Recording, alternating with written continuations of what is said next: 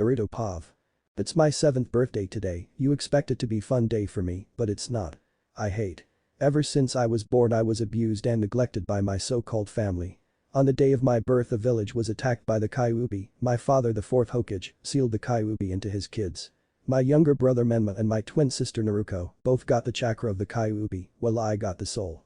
Ever since it was sealed into me, my parents have neglected me, they don't feed me, they don't train me, they abuse me, and so does my siblings, but what's worse all Naruko is my twin, and my parents treat her like an angel, while they treat me like garbage. It's disgusting. As I was walking into my so-called home I saw my family with their friends celebrating Menma, Naruko, and Mito's birthday. It doesn't make sense, why do I get chased around the village and get tortured and almost beaten to death while they get to have fun and throw a party? I just don't understand.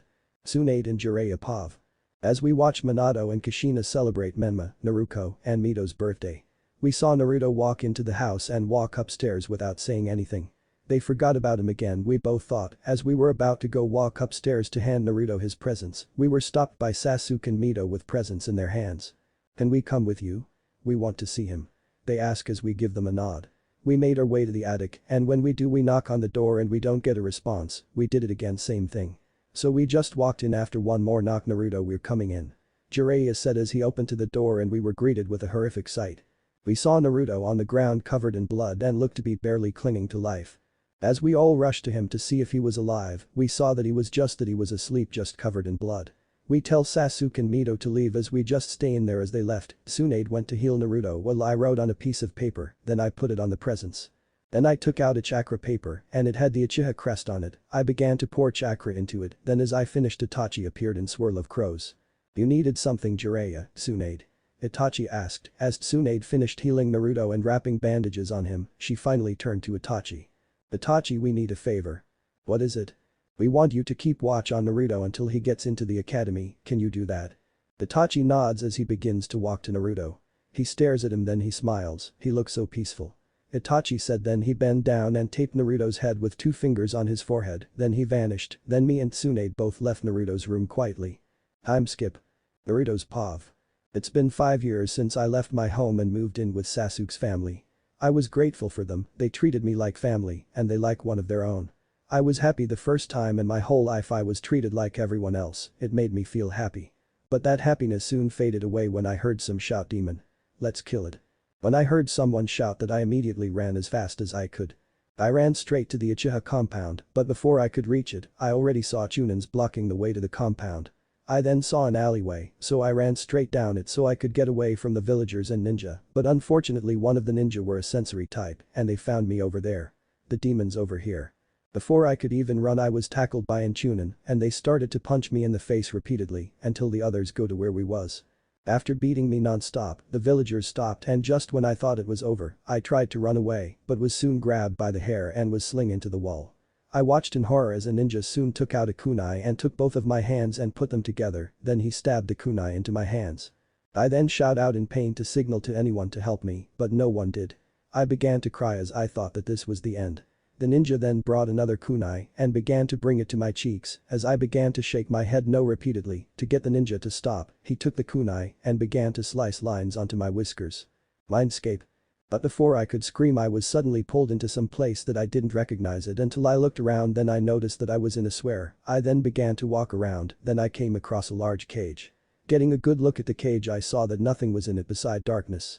I then proceeded to walk towards the cage and when I did, the darkness that was there was no longer there and it was replaced with a giant fox that had 9 tails. Hello? I asked in a low voice trying to get the fox's attention, which I succeeded in doing. So you finally came. The fox said as it began to stand up on all 4 legs. Why you're the Kyuubi. I know, and don't worry, I'm not going to hurt you. Hearing what he said I somewhat calmed down.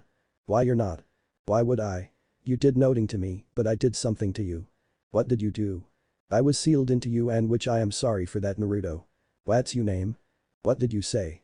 I won't forgive you unless you tell me your name. This kid, he's different. Kurama. My name is Kurama. Nice to meet you, Kurama. I said with a smile. Naruto. Do you want me to help you? What do you mean? You're being tortured out there. So I'm asking if you want me to help you. Please. You know that if I do they are going to die. I don't care. Very well. Outside Mindscape. Itachi's Pav. Hearing word that Naruto was being attacked again, I quickly rushed to where he is, but before I got to where is I saw a blast of dark red light being blasted into the sky. This chakra the Kyuubi. I quickly rushed to where it is, and when I got there I was surprised. In the alleyway there was bodies everywhere, blood everywhere, but what surprised me the most was that there was a familiar blonde in the middle of the alleyway. As I jumped down from the rooftop where I was, I quickly saw that the blonde was Naruto, and he looked like he was on the brink of death. I quickly pick him up and I shunch him to the nearest hospital. Hospital. As I got in the hospital I ran through the hospital to find a doctor. I quickly found a doctor and I told her what happened, and when she looked to see who was in my arms, her face quickly went from worry to disgust. "I'm sorry but I'm not going to help the demon," she said with disgust in her voice. Hearing what she said I angrily flare my Manjikyu Sharingan to frighten her, which it did help him or you die, I said, as she quickly took a look at him and told me what he needed. "He needs a blood transfusion," but I quickly cut her. "I'll do it," I said, making her nod. Time skip. Third person POV. It's been 2 days after Naruto was brought to the hospital. He was okay, but the doctors were not okay with it. Before Itachi left the hospital he was surprised when he got the news from the doctor. She told him that Naruto would survive. But the doctors that were supposed to be keeping Naruto alive were not happy about this. "Hey, help me kill the demon." "How?"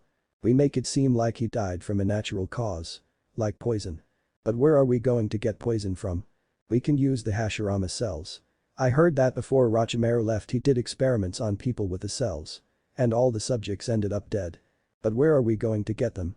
"I know where one of his labs are that hold it." "Okay, let's go get it." Time skip. The doctors got back from the lab and they had the Hashirama cells in a needle and they started to inject it into Naruto. This should kill the demon for good. But what they didn't know was that Uzumakis are cousins to the Senjus and that giving Naruto the cells would only to prove useless. Naruto's POV. Mindscape. Where am I? I looked around and saw that I am not in the sewer, so where am I? I started to look around in front of me, but when I looked behind me my jaw dropped. Behind me was the earth. I looked around and only saw stars and darkness, but when I looked down I saw that the ground was white, so I assumed that I am on the moon. Naruto. Naruto's POV. Naruto. Did I just hear someone call my name? Wanting to know what it is I slowly turn around and when I did, I was met with a jaw-dropping view. I saw a beautiful woman. She had white pale eyes as the snow, she had light pale skin, and she had a very light blue hair that goes all the way past her feet. She had 2 horns that make look almost like a demon, she had a light red lipstick. She was wearing a yukata that had purple and yellow stripes going down and stopping at her chest, they are also at the bottom of yukata. Getting a good look at her I saw that she looked to be in her mid-20s, but I could be wrong. Without knowing the woman has been calling my name, but I couldn't hear her due to being put into a trance from her prettiness. Naruto. Hearing her scream my name I quickly snap out of the trance to see the women crying. For some reason, it pains me to see her like that. Do I know you?" I asked trying to start a conversation. "No. Sadly you don't, but I know who you are, my love," the woman said with a sad smile on her face. "My love? What is she talking about? Kurama, do you know what she's talking about?" Trying to figure out what is happening I tried to ask Kurama, but he doesn't respond. "If you are trying to communicate with the fox don't bother." She said, "What? How does she know that I'm trying to talk to Kurama?" How did you know?" I asked trying to get an answer from the women. "I know everything about you, my love." The pale woman said with another sad smile, not to sound rude, "But who are you and why do you keep calling me my love?" I asked earning a small smile from the women. "Well, to answer your question, my love, I am Kaguya Otsutsuki, the goddess of chakra," Kaguya said with a smile. "So she is a goddess. But the creator of chakra at that. Now for the second part. As for the reason I call you my love, it's simple really. I have fallen in love with you, Naruto Uzumaki," Kaguya said with a noticeable blush on her face as she said that she started to move closer to me. Just in seconds our faces were only inches apart, which made me blush as well. "WW, what do you mean that yo you fallen in love with me?" I ask in a surprised tone, making her grow an evil smirk. "How about I show you?" Kaguya said in a seductive voice. She started to move closer to my face, making me back up a little, but I was soon stopped when I was on a wall, which made me confused. It wasn't there before, so how is it there now? Now I was stuck and had nowhere to run to because Kaguya was now in front of me with an evil smirk. "I'm not going to hurt you, my love," the goddess said as she moved her head to mine. Only centimeters away I gulped as she moved closer, but when I closed my eyes I felt something on my lips. It was soft, warming, gentle, it made everything go away. I opened my eyes slowly and when I did I felt my face heat up and my heart skip a beat. In front of me was the goddess of chakra kissing me on the lips. I didn't know what to do. This was my first kiss and it was not just with anyone, it was with a goddess. I quickly became nervous, but the nervousness soon vanished when she left my lips and looked at me in the eyes and smiled. Does that answer your question, my love? The goddess asks. I soon fell to the ground and landed on my back. Finding my expression funny, Kaguya starts to giggle as she lays down beside me. Kurama. Trying to communicate with the Kyuubi for the last time I failed, then I remembered what Kaguya said, so I decided to ask. Kaguya-sama. As soon as I said that, I got a death glare from Kaguya. Just Kaguya, my love. Kaguya said as she sent me a death glare, making me flinch. Oh, okay then. Kaguya, can I ask you 2 questions? I ask and she responds with a nod. Okay, first question. Why can I not talk to Kurama? I ask with a serious expression. The reason you are unable to communicate with the fox is that you don't have him anymore. The goddess said with a smile, making me confused. What do you mean that I don't have him anymore? I ask with a confused face. The reason that you don't have him anymore is that I have removed him from you. The paled woman said with a smile as she looked at her love. What do you mean you removed him? That's impossible. If you did, I should be dead. I said in a surprised tone, making the goddess giggle. Don't worry, my love, I wouldn't let you die from something like that. But you still are a Jinchuriki. Kaguya giggled. What do you mean that I'm still a Jinchuriki? I asked, being surprised at what she said. You still have a tailed beast, it's just not the fox. Kaguya said. Then which one do I have? I asked, making Kaguya smile. You have mine, my love. You have the Juubi. Kaguya said, earning a yell from the Uzumaki. I have the Juubi. I asked, getting a nod from the goddess Wyatt. I screamed, don't worry, my love, nothing is going to happen to you, at least not from me. The goddess said in a seductive voice as she whispered into my ear, earning a confused look from her love. Now for your second question, my love. Kaguya said. Okay, for my final question. Why do you love me? I asked, getting a serious look from the goddess. Start music here. I sigh. The reason that I love you is because the goddess started to tense up. The reason that I love you is because I saw what you went through. Kaguya said as she started to have tears going down her face. I saw you get tortured by your villagers. And yet you didn't kill them. Even though they caused you so much pain.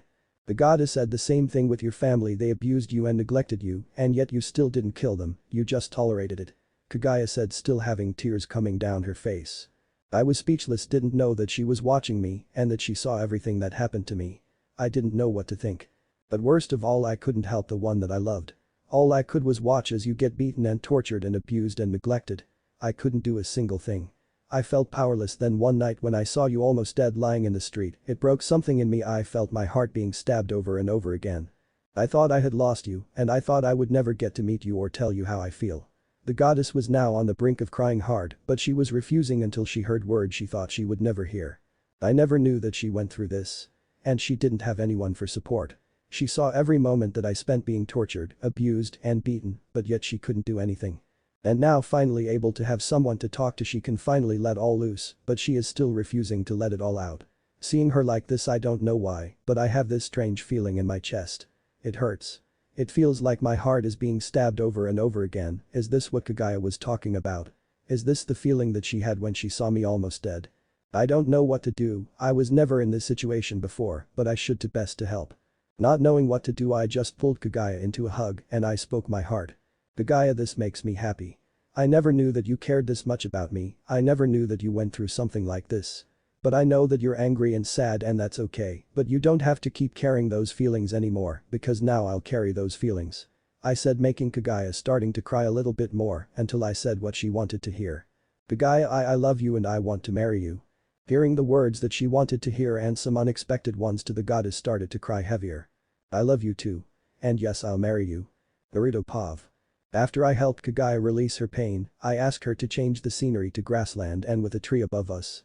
And when she did, I laid my back on the tree with her in my arms. Hey Kaguya. I asked, getting the attention of the goddess. What is it, my love?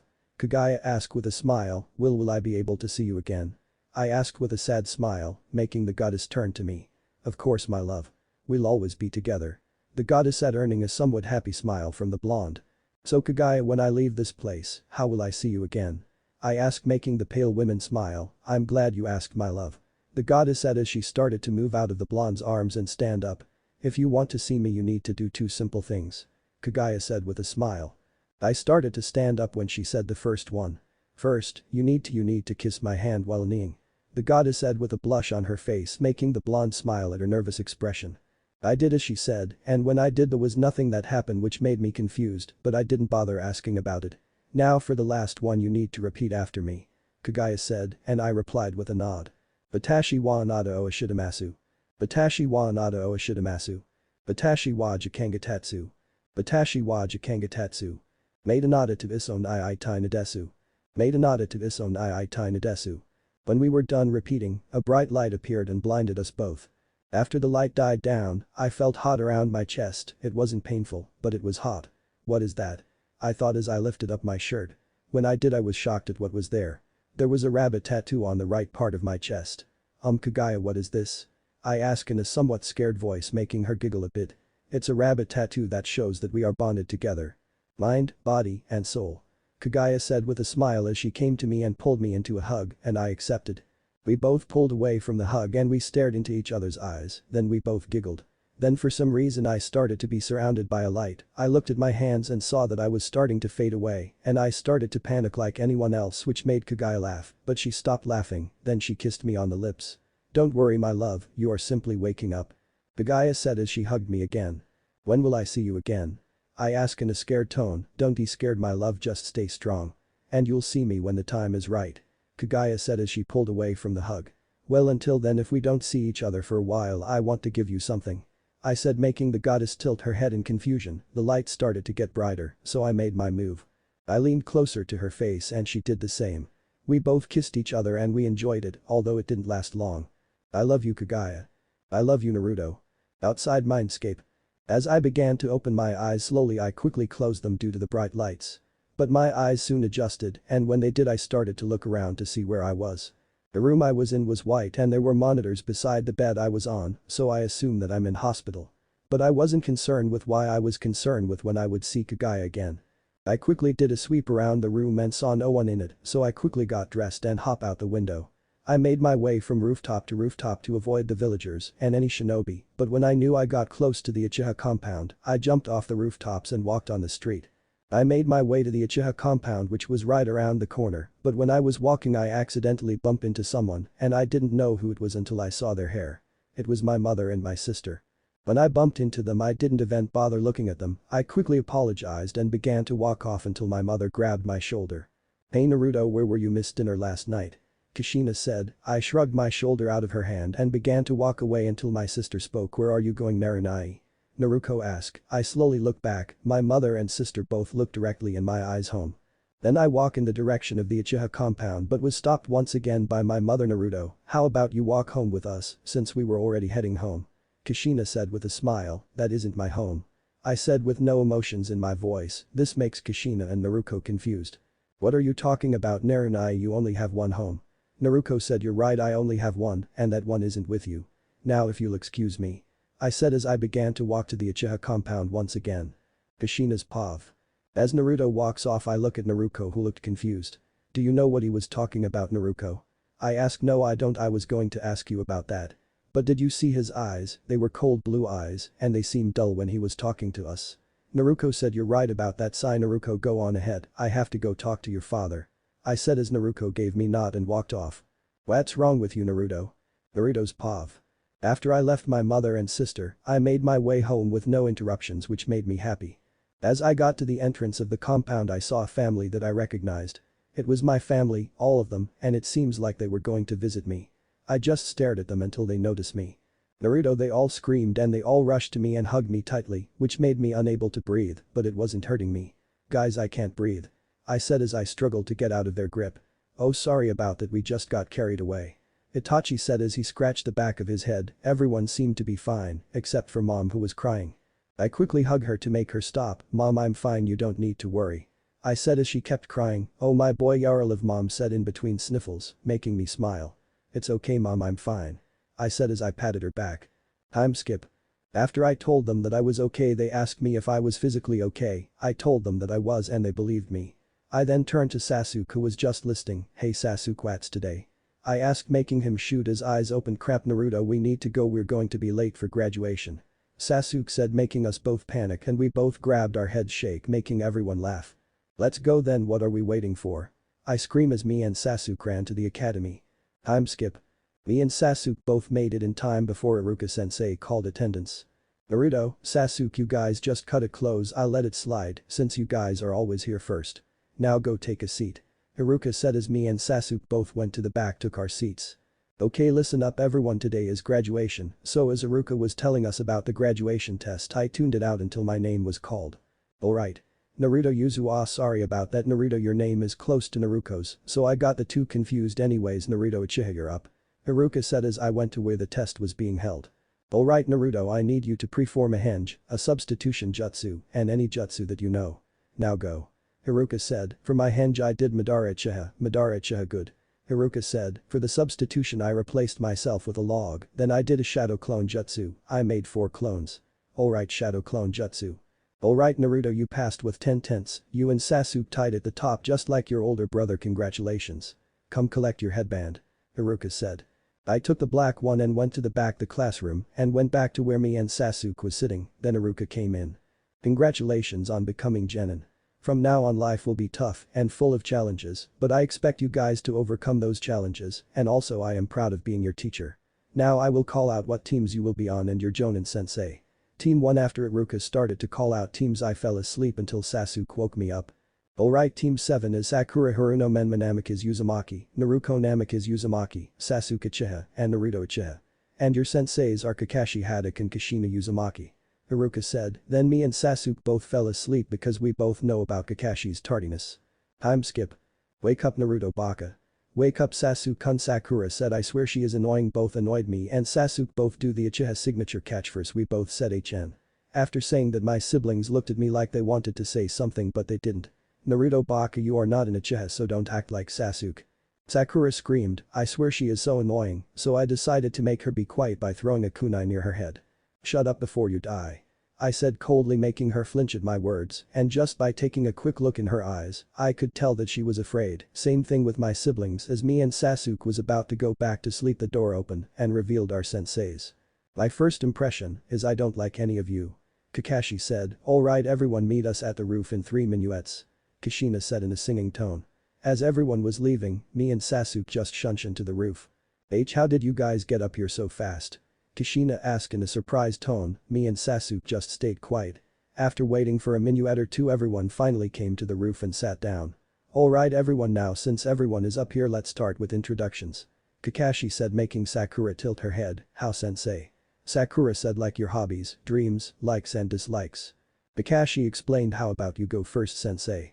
Sakura said, alright. My name is Kakashi Haddock, my likes. Well, I like a lot of things. My dislikes. I dislike many things. My hobbies are none of your concern. As for my dream, never real why thought about one. Kakashi said, all you told us was your name, everyone thought. Alright Pinky, you go. Kakashi said. My name is Sakura Haruno.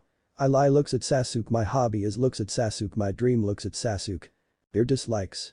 Be no pig and Naruto Baka. Sakura screamed. Alright. Next Mieto Jr. My name is Menma Namikaze Uzumaki. I like ramen, my family and my sisters.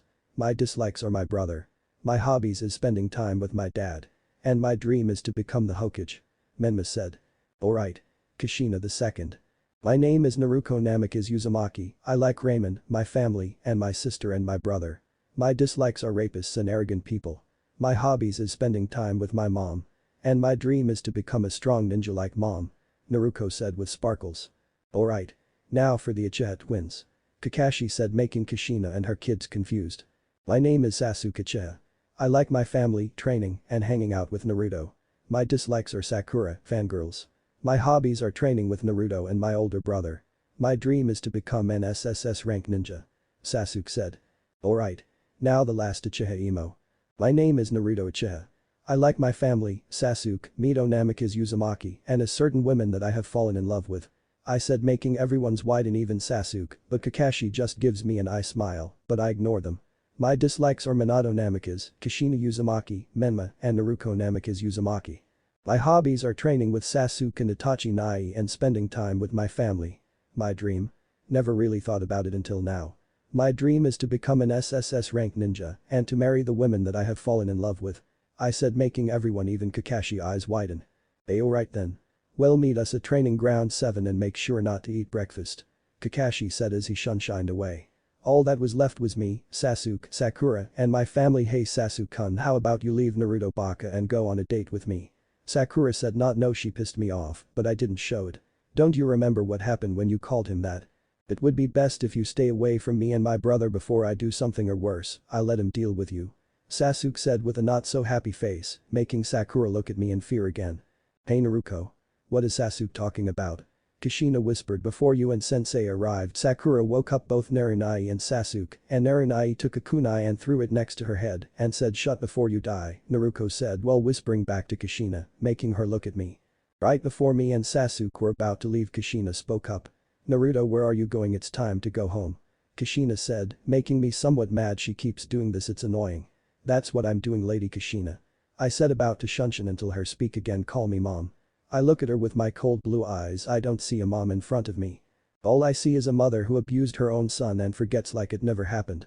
Now don't bother talking to me unless it's related to a mission or shinobi business. I said as me and Sasuke shunshin home. Kushina's pav. What is he talking about? Saying I abused him, I would never harm him, how dare he talk to his own mother like that. Menma screamed, don't worry Menma, he probably didn't mean it. But I do have a question for you too. I ask. What is it? They both asked. Do you know what Naruto was talking about when he said he fell in love with a woman? I ask. We don't know either, this was the first we heard of this. Naruto said, okay well let's go home. Naruto's pav. Hey Naruto. When we were talking about ourselves, you mentioned something about women that you've fallen in love with. Who were you talking about? Sasuke asked. I don't want to talk about it. It's a sensitive topic. I said okay then. I love you Kaguya. Naruto's pav. Hey Sasuke, wake up. I said as I began to shake Sasuke. After 5 minutes of shaking Sasuke, he finally wakes up. Ayo, hey Naruto. What time is it? I began to grow an evil smirk on my face. It's past noon. I said as I turned around and began to giggle a little. Hearing what I said, Sasuke shoots up. Why didn't you wake me up? Naruto, we're late. Sasuke shouted, not caring about who was listening. I then turned around to him to show my evil smirk. Don't be so loud Sasuke, or you'll wake up everyone else. I said as I fell onto the ground and laughed, not able to control my breathing. Sasuke just gives me I'll kill you glare which made me stop. Naruto, now what time is it? Sasuke asked while starting to get undressed. It's actually noon. I said, which made him turn around slowly. So you're telling me we missed our genin exam? Sasuke screamed. Calm down Sasuke, remember we have Kakashi, so you know he is going to be late no matter what. I said as I saw that he was able to calm down a bit. Why didn't you say that before?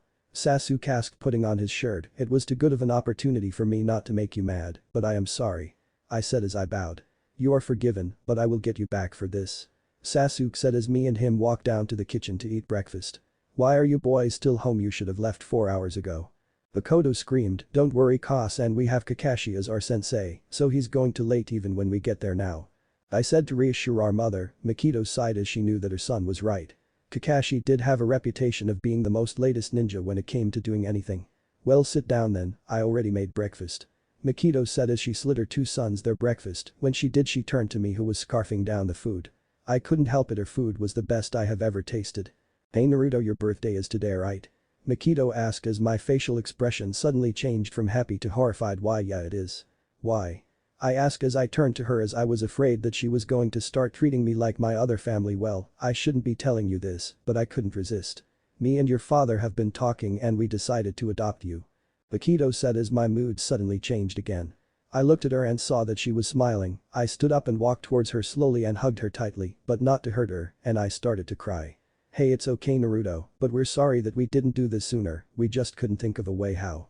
Makoto said. I looked at her and I was going to speak, but before I could she spoke. Well, you guys should start heading to the training ground so you guys can take your test. I think Kakashi is already there. Makoto said as me and Sasuke nodded and left. Time skip. Third person pav. Naruto baka, you're late. Sasuke-kun, why are you late? It doesn't matter, I let it slide, Sakura yelled. The blonde and black hair Uchihas both did the catchphrase for the Uchiha clan HN. They both said as they headed to a tree and sat together. Then 3 minuets later, Kakashi and Kushina appeared in front of Team 7. Yo. Kakashi said as he waved his hand, you're late Kakashi, Kushina-sensei. Sakura yelled, sorry I was lost on the trail of life. Kakashi said with an eyed smile, that doesn't make any sense. Sakura yelled, making Kakashi give her an eye smile. Anyways, time for today's test. You guys will be taking these 2 bells from me. But if you don't, you will be sent back to the academy. Kakashi said, making Sakura confused. Wait sensei, there's only 4 bells, but there's 5 of us. Sakura said, earning a mind blown from everyone. There's no way this girl is that stupid. They all thought except Sakura it means that one of us will be sent back while the others stay.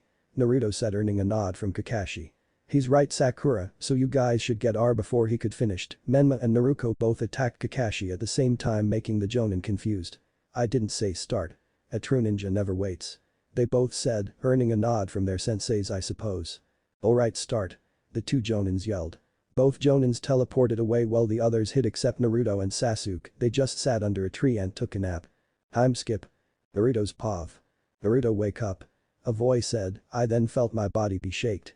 I start to open my eyes slowly. When they opened, I was met with a bright light. Naruto, come on, every got beaten, so it's just us. The voice said. I turned to see whose voice it was. It was Sasuke's. Hey Sasuke, what happened?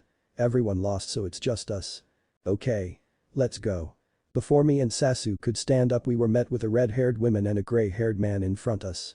So you guys just took a nap here while your teammates fought? Kakashi asked. We both gave him a nod. Why? Kakashi asked. They would only get in our way. I said as Sasuke gave them a nod. Naruto, don't talk about your siblings like that.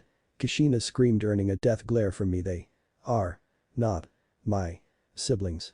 I said, earning a confused look from my mother. Well, are you guys going to fight us or not? Sasuke asked, getting a nod from the Jonin. Me and Sasuke both stand up and look at each other and nod, signaling one-on-one. We both stared at the Jonin and ran at them. Sasuke's pav. As I ran at Kakashi with fast speed that caught him off guard, I went behind him and took both bells without him noticing, then replaced them with rocks. I then used a special jutsu that me and Naruto created. Don't let your enemy get behind you. Hidden leaf finger jutsu. 1,000 years of death. I screamed, making Kakashi scared. He tried to move, but it was already too late. I already used it. Now that has finished, I should help Naruto. Not his mother, he would enjoy this. Naruto's pav. Finally I could fight. After watching Sasuke beat Kakashi, couldn't help but smile. I then turned to my mother, who was holding her sword that she used during the war. She thinks she is able to hurt me? I think not, and I know the best way to get her. I start walking slowly to her with a fake sad face and pretend like I was sad. She was confused until she looked at my eyes. She saw that they were sad and full of pain, but they weren't. As I got closer to her, she lowered her sword down and looked at me. I acted like I was going to give her a hug, and she thought that too until I said this. You really think that I would let you touch me again after what you did to me? I don't understand why you had me when all you ever did was torture my life. I said, making my mother tense up. She was about to raise her sword, but I punched her hard in the stomach hard. I was about to punch her again, but before I could, she jumped backwards, thinking that was going to help her, but it didn't. I ran at her with the same speed as Sasuke, and when I reached her I bent down and spined and let my hands touch the ground. Then I used my hands to push my body forwards, and I lifted up my foot and connected with Kushina and sent her up into the sky. I then jumped up to where she was in the air and grabbed the bells and kicked her in the stomach hard and teleported away, letting her fall. Time skip. Naruto's pav. After getting the bells and sparring with Kushina, everyone started to come to where everyone was before we started. When Menma and Naruto got here and saw their precious mother, they quickly looked at me with anger in their eyes, but before they could speak they were silenced by Kakashi. But before Kakashi could speak, Kushina woke up and walked over to the group and avoided eye contact with me, but she was tackled by Naruto and Menma. So Naruto, Sasuke, what do you two plan on doing? You both got the bells, so you decide. Kakashi said. Me and Sasuke both looked at each other and shrugged our shoulders and threw the bells to Sakura, who was upset, Naruto and Menma, who was mad, and I let Sasuke end up having the bell. Naruto, now everyone has a bell. Do you know what that means, don't you? Kakashi asked. I nodded. It means I stay on the team.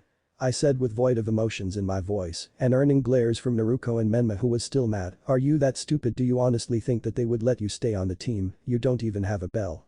Menma yelled. Shut up, Menma, pay attention for once. I'm staying on this team for a multiple of reasons. I said, making Menma talk back. Oh yeah, like what? Menma yelled. Fine, I'll tell you. 1. Me and Sasuke cannot be apart because we work better together. 2. And this one and the next couple are the most simplest ones, and they will prove that you don't pay attention. In case if you haven't noticed, me and Sasuke both took out some of the most strongest ninjas in the village without a problem and taking their bells. 3. We didn't get hit by them.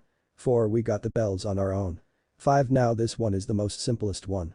Each team consists of 4 people, 1 Jonin and 3 Genins. Now if I would magically get taken of the team, I wouldn't be able to go to a different one because that would make it uneven, and this team is already uneven. Now next time you decide to open your mouth to argue, make sure you know your facts. I said as I made Kushina, Kakashi, and Menma amazed mad. Hess lying, it must be Hess telling the truth. Menma. Naruto did take us out and did get the bells, so here right. Kakashi said, earning a nod from me. And because that. Kakashi teleported behind me, but I was too slow to respond and before I knew it I passed out. Third person POV. Kakashi, why would you do that? Sasuke yelled, earning a baby giggle from Kakashi. It's a prank, don't worry, and don't untie him, we'll come back in 4 hours. Kakashi said, now let's go report to Lord Hokage. Time skip. Third person POV. That's all that has happened, Hokage-sama. Kakashi said as he stood before the Hokage and the 2 Sannin. So Kakashi, where is Naruto? Tsunade asked, wanting to congratulate him on becoming a genin. Kakashi turned around with a eyed smile. I tied him up at the training ground. Kakashi said with a eyed smile, you fool. Jiraiya screamed, what are you talking about, Jiraiya-sama? Kakashi asked. Kakashi, the villagers hate Naruto. Tsunade yelled as she ran out of the room. Anbu with me. Jiraiya yelled as 5 Anbu appeared behind Jiraiya. The villagers don't Naruto. They must be exaggerating, Minato thought. Time skip. Naruto's POV. I started to open my eyes and when I did I saw that I am sitting the training ground and I tried moving around but I was tied up. I looked down and saw a note that read, Naruto, Kakashi said that we will get you in 4 hours and that this is a prank from Sasuke. I sighed and just laid back, not caring, until I heard chattering. I heard that this is the place where the demon trains, let's rig it and hope he dies. I looked to where it was and when I did I saw the villagers and they saw me. There he is, I found the demon. No. Not again. I thought as I saw them get closer. When they reached me they took out kunai and began to smile wickedly. Time to kill the demon. I soon felt a kunai being plunged into my stomach. I began to scream in pain as another villager took a kunai and slashed it across my face. I began to feel tears coming down my face along with the blood. The villagers then took another kunai and started to demon and monster into my chest. I then thought that I was going to die, but I didn't want to. But I couldn't do a thing about it. Then it was too late. They took the kunai and ran it through my heart, causing me to spit out blood. I died. Mindscape. I'm here for you. Who's there? Me? I'm the Juubi. The Juubi? Oh, you're the one that Kaguya talked about. So she told you? Well, you're lucky. Lucky? How? Kaguya never loved anyone until you. She didn't? Nope. So consider yourself lucky. So Naruto, I see that you're dead. Yeah, it sucks. I guess I won't be able to see Kaguya again. You will. How? Simple. I bring you back to life. Do you want that? Yes. Please do. Okay, now when I do you will still be tortured by the villagers unless I kill them, just like Kurama said. I know and I don't care. Very well. So before I go, what's your name? My name? It's Mei. Mei, huh? It's a beautiful name. Thank you, now get going so you can go see Kaguya. Outside Mindscape. Sasuke's POV. As we were about to reach the training ground we all sensed intense bloodlust. But before we made it there was a dark purple beam shooting up into the sky. We all reached the training ground and when we did we was met with a disgusting sight. There was blood everywhere. Head severed from the bodies. Grass drenched in blood. But there was 2 people there who were alive. One of them was Naruto, who was laying on the ground, and the other one was a pale-skinned woman with long light blue hair. She sitting on her knees and as she said something that made everyone's eyes widen. I'm home, my love. Third person's POV. I'm home, my love. Everyone was confused and disgusted at the scene of blood and who the pale woman was. Who are you? Mikoto yelled in anger. Kaguya then turned to her and when she did she saw Naruto's adoptive family along with his teammates and some people she didn't want to see.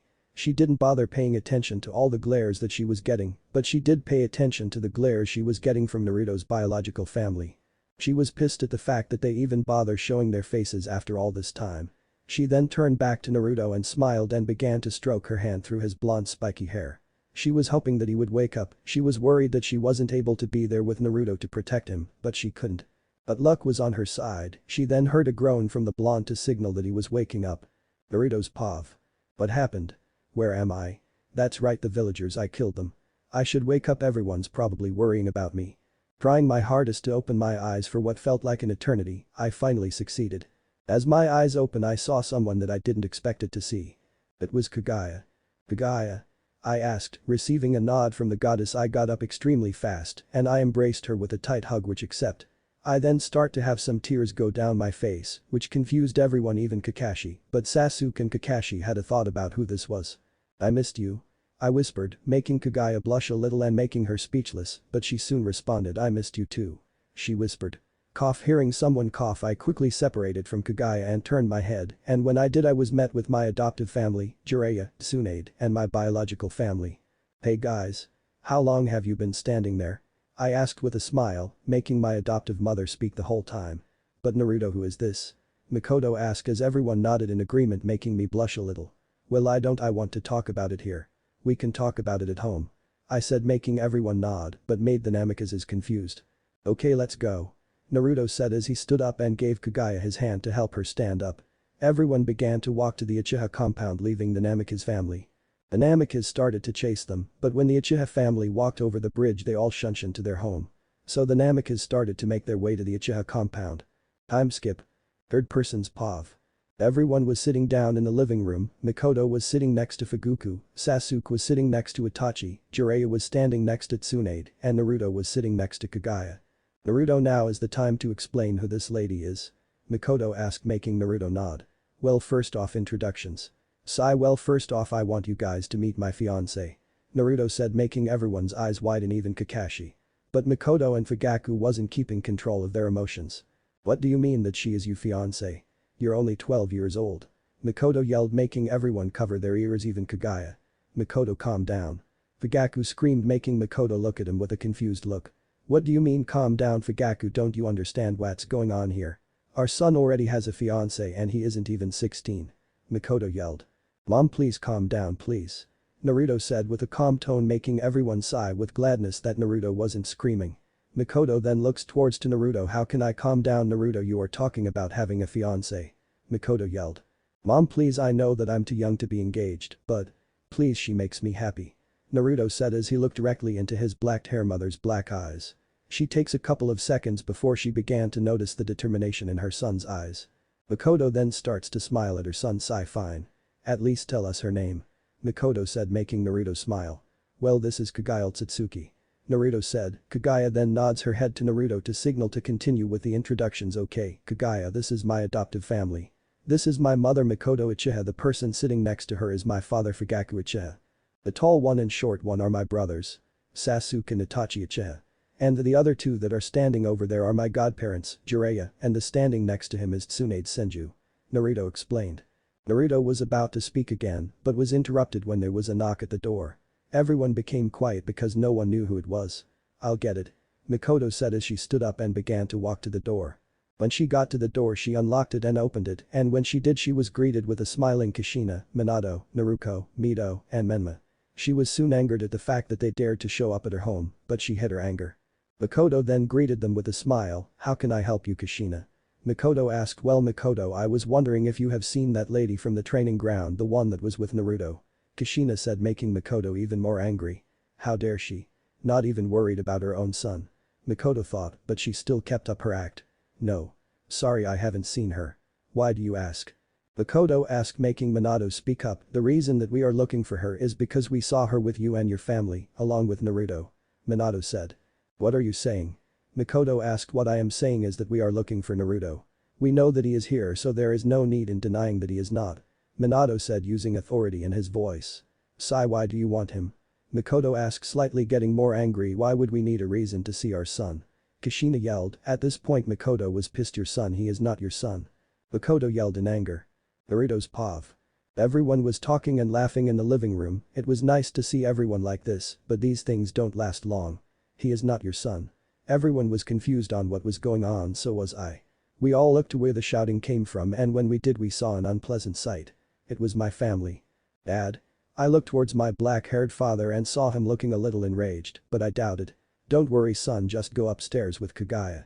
And Sasuke, Itachi, make sure that they don't go and do anything. We don't want any blonde little Naruto running around now, do we? Fugaku joked. Me and Kaguya both looked at each other for a quick second, then we looked away while blushing, while Sasuke and Itachi just smiled and laughed along with Fugaku. Well, I'm going to go see what your mother is screaming about while you guys head upstairs and do not interfere. Fugaku said as he stood up and began to walk towards the door. So what do you guys want to do? I asked. I don't know. What about you, Sasuke?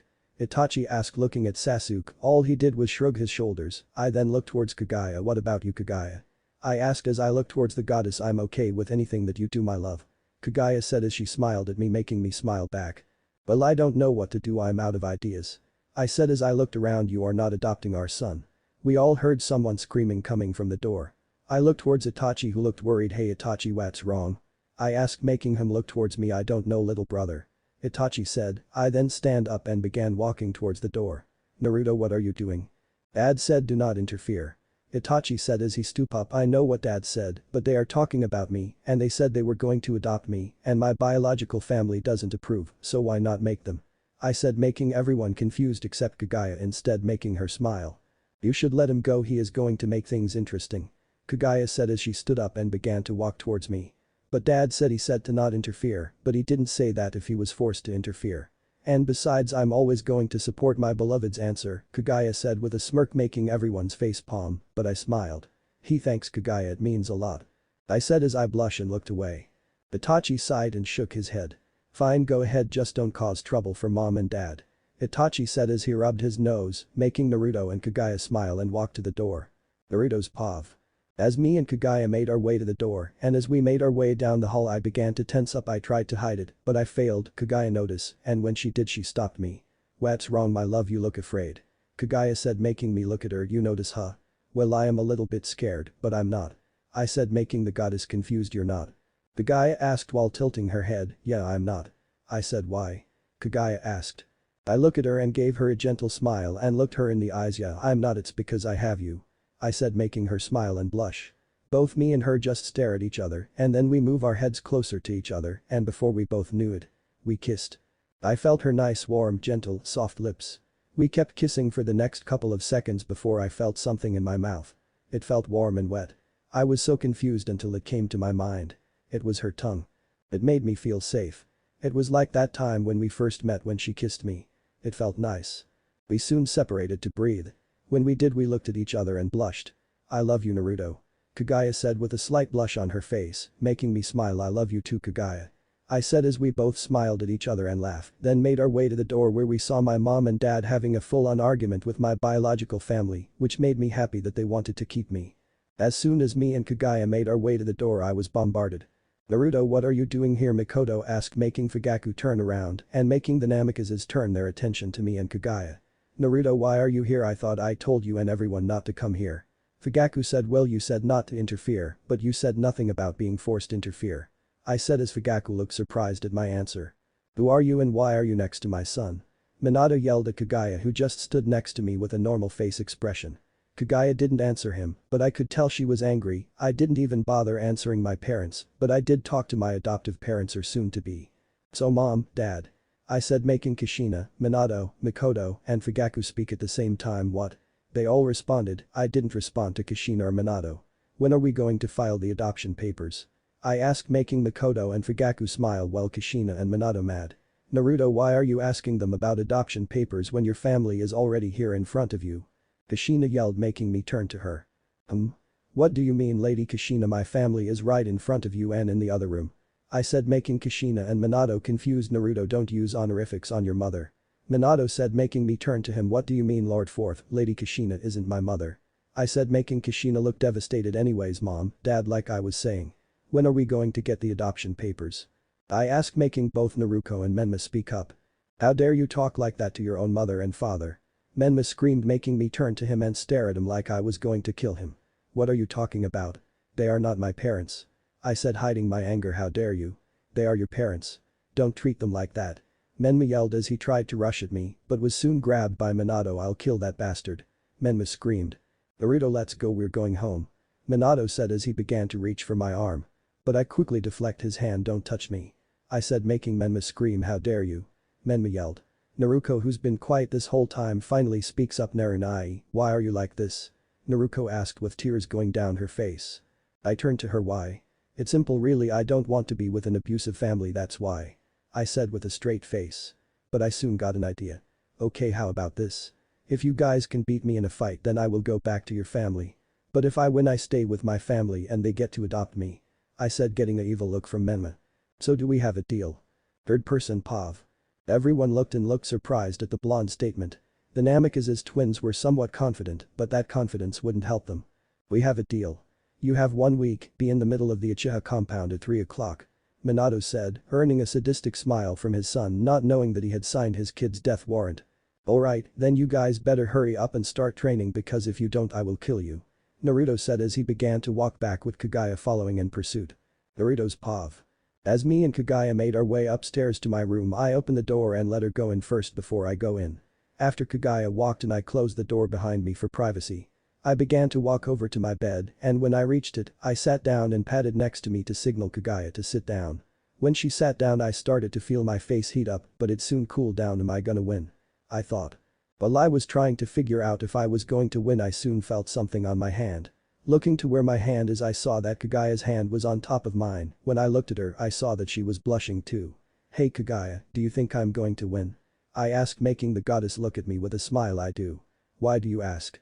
Kaguya asks. Well it's just that I haven't trained in using Mei's power, well then Amika's is trained in using Kurama's power. Naruto said with a saddened smile. Kaguya noticing the smile decides to help Naruto by hugging him from behind. When she moved to Naruto and hugged him from behind, he felt her breasts touching his back, making him jump. "Hey Kaguya, what are you doing?" Naruto asked in a surprised tone, making the goddess grow an evil smirk. What? Am I not allowed to hug you? How about a kiss? Kaguya asked, making the blonde get out of her hug and turn around to her. What are you say?" Before Naruto could finish talking he was interrupted by Kaguya placing her lips on his, making Naruto's eyes widen, but he soon did the same. They soon parted away from the kiss and look into each other's eyes. "Naruto-kun, you don't need to worry about the fight. I know that you would win. And besides you don't need to train in using Mei's power, just let her take control." The goddess said with a smirk. If Naruto lets Mei take control, he would look even hotter. He'll probably even dominate me. Kaguya thought with a blush at her second thought. "Alright, I will." Naruto said with a smile. "Time skip." Naruto's pav. "It's been a week now and I have changed. My body became more muscular and I was able to use some of Mei's power, but over the time I did learn some rather interesting things from Mei. She told me how Kaguya wanted Mei take control over my body and see what would happen to my body. But that wasn't the only thing. She also told me how her and Kaguya could communicate through telepathic thoughts. She told how Kaguya wanted me to dominate her and some other things. It kinda made happy that she would actually want me to do things like that to her, but it also kinda made me a little uneasy around her because of that. Naruto-kun, wake up." I begin to open my eyes slowly and when they were able to open fully, I saw Kaguya on top of me.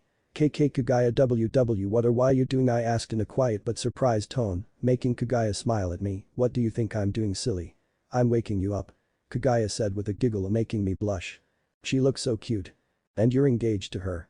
Oh hey Mei. Did you sleep well?" Giggles. "I did." "Hey Naruto, Kaguya-san, it's time for breakfast." Mikoto yelled, making me groan. "Hey Kaguya, can you get off of me now?" I asked, making Kaguya shake her head. "I'm afraid I can't do that, Naruto-kun."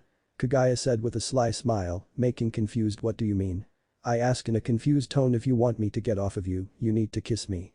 Kaguya said with a sly smile, making me blush. "I swear she's going to be the death of me." I nodded Kaguya, making her smile. I then sigh and begin to move my head to her as she does the same. Any time skip. Naruto's pav. After finishing breakfast, everyone begins to look at me with a sad face, which caught my attention. "What's with the sad faces, guys?" I asked, making everyone tense up. "Naruto, are you sure you want to do this? Are you strong enough to fight the twins?"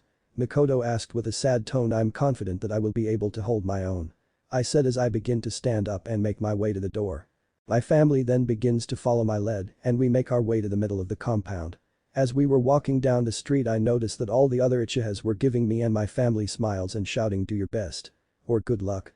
It made me happy that there were people like them in my life that actually cared other than my family. As we started to get closer to the middle of the compound, I saw that there were all the other clan heads and heirs standing next to the fourth Hokage. Not only them but the Uchihas came too, which made me happy. As we got there I saw that Menma and Naruto were wearing their same clothes while I was wearing a different outfit. The outfit that I was wearing consisted of black t-shirt with black Anbu pants and a black jacket that had the kanji for 10 that was in white. Alright, now that the participants are here we may start the fight, but before we start, does anyone have anything to say? Minato asked, making me raise my hand. "I do." I said, making everyone look at me. "What do you have to say?" Minato asked, making me turn to my father. "Dad, can I use them?" I asked, making everyone curious about what I was asking. Everyone then turned to Fugaku as he gave me a nod, making me smile. "Alright, I'm ready, carry on," I said, making Minato nod. "Alright, here are the rules. Number 1. No killing. Number 2. No injuries that would stay permanent. And those are the rules. Anyone that breaks the rules would have to forfeit the match. Is that understood?" Naruto, Menma, and me nod, making Minato nod. "Hey Mei, can you sing the song for me?" "Sure." 1. I want to start by letting you know this. 2. Because of you, my life has a purpose. 3. You helped me be who I am today. Start. I then activate my Sharingan, making everyone's eyes widen, even my family except Fugaku, since I told him. I see myself in every word you say. Sometimes it feels like nobody gets me. Trapped in a world where everyone hates me. There's so much that I'm going through. I wouldn't be here if it wasn't for you. I then rush at Menma at my top speed, making him look for me. By the time I reached him, I hit him in the face, making him stagger back. Naruto the rushes at me with a kunai in her hand, but before she could cut me with it, I dropped to the ground and swiped my feet under Naruto's, making her fall down. I was broken. I was choking. I was lost. This song saved my life. I was bleeding. Stopped believing. Could have died. This song saved my life. Menma then stands up and takes out a kunai and tries to cut me, which he succeeded in doing. I then jump back and watch as he helps Naruto up. I was down. I was drowning. But it came on just in time. This song saved my life. They then proceeded to get on all fours and they started to go into tailed beast state. They then rush at me faster than what they were, but that wasn't enough. I then run at them, and when I reached them I slid under them and punched them both in the gut. Sometimes I feel like you've known me forever. You always know how to make me feel better. Because of you my dad and me are so much closer than we used to be. I then hear the Uchihas shouting at me, telling me to keep going, while the other clan heads shouted the same, but to Naruto and Menma. Not even one clan is on my side. You're my escape when I'm stuck. In this small town. I turn you up. Whenever I feel down. You let me know like no one else. That it's okay, be myself. That's the point. They don't care about me. No one does. Only the Uchihas. You're a demon. You're not one of us. That's right, a demon. I'm a demon. I need to accept that. I was broken. I was choking. I was lost. This song saved my life. I was bleeding. Stopped believing. Could have died. This song saved my life. Ah. My eyes felt like they were on fire, I couldn't do anything, they burned. I fell to my knees holding my eyes, making Menma and Naruto stop and making everyone go quiet. The Uchihas knew what was happening. They knew what was happening to me. Sasuke went to go help me up, but he was stopped by Kaguya. What are you doing? He's in pain.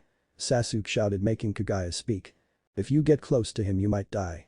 She said, making everyone look towards her. What do you mean, Kaguya-san? Mikoto asks. He's going into tailed beast state. She said with a face with no emotion. I was down. I was drowning. But it came on just in time. This song saved my life. Pain, death, suffering. That's what makes a demon. I said as I begin to stand up and let my hands fall to my sides. Everyone stared at me with fear. I then heard Minato say Mangekyou Sharingan. My body then started to feel stronger. I then start to look at my hand and saw that it was being covered in a dark purple substance, which I assumed was my tailed beast stated. I then started to feel stronger by the second. I felt something wiggle on the back also, so I looked behind me and saw that there were 10 tails. You'll never know what it means to me. That I'm not alone. That I'll never have to be. I then look at Menma and Naruto and rushed at them again and punched Menma into the ground, resulting in him losing consciousness. I was broken. I was choking. I was lost. This song saved my life. I was bleeding. Stopped believing. Could have died. This song saved my life. I was down. I was drowning. But it came on just in time. This song saved my life. My life. My life. This song saved my life. My life. My life. This song saved my life. My life. My life. This song saved my life. I then turned to Naruto and put her in a genjutsu, which was made up of my time of me being tortured, resulting in her screaming with tears. My life. My life. This song saved my life. Now Minato, it seems you and your wife have some papers to sign, don't you think? Naruto's pav. Naruto, where are you going? I said I'm going to go train. Now leave me alone. I yelled at Kushina. Ever since I killed the demon brothers I've been bothered by Kushina. I don't understand why, all I did was kill them. As I left the house and was starting to make my way to a nearby forest, I saw that this town was very poor. The stores barely have food, the adults are barely making money. But worst of all, the kids. They are struggling, they don't have parents, nor do they have food. As I was walking I was stopped by a little girl. She looked so frail, I thought with pity. Excuse me, mister. But do you have any food? The girl asked with tint of sadness. I gave her a smile and bent down to her height. I then placed my hand on her head, making her flinch. Don't worry, I'm not going to hurt you. And here. I said as I reached for my bag and brought out my rations. I then give them to her, making her tear up and hug me, making us both fall to the ground. Thank you so much, mister. The girl said, making me smile. I then get up from the ground and looked at her. You know, you remind me so much of my younger self. I said, making the girl look at me in confusion. What do you mean, mister? She asked, making me look at her with a sad smile. I had the same childhood as you. Now let's not talk about that. I have a question for you, would you mind answering it? I asked, making the girl nod. Why is this town so poor? The girl soon gave me what I wanted to hear, which made me grin evilly, but I hid it with a fake smile. Gato. You're going to kill him? Yeah. But not before I help the people here. What are you going to do? You'll see. I see. Thank you, now if you'll excuse me, I have something to go do. I said, making the girl nod and run away. Now time to go. Any time skip. Hey, what's that smell? A villager asked. I don't know, but it smells good. Another villager asked. As everyone smelled what was going on, they started to make the way to middle of the town. When they got there, they saw a sight they thought they didn't expect to see. What they saw was none other than me. Hey everyone. Listen up. I heard that ever since Gato took control, you guys have been in trouble financially. And I can relate, and I know that I'm here on a mission to protect the bridge builder, but I have an alternate mission now. And that is to rebuild the wave. I said with a big smile, making everyone awestruck. Alright everyone, please form a line. I said as everyone started to form a line. After everyone formed a line, I started to cut the boar and put the meat on the plates, making everyone smile. Any time skip. As I was on the last person, I was surprised on who it was. It was that same girl from earlier. Hey, how are you? I asked, making the girl smile at me. I'm good, mister, and thank you for doing this.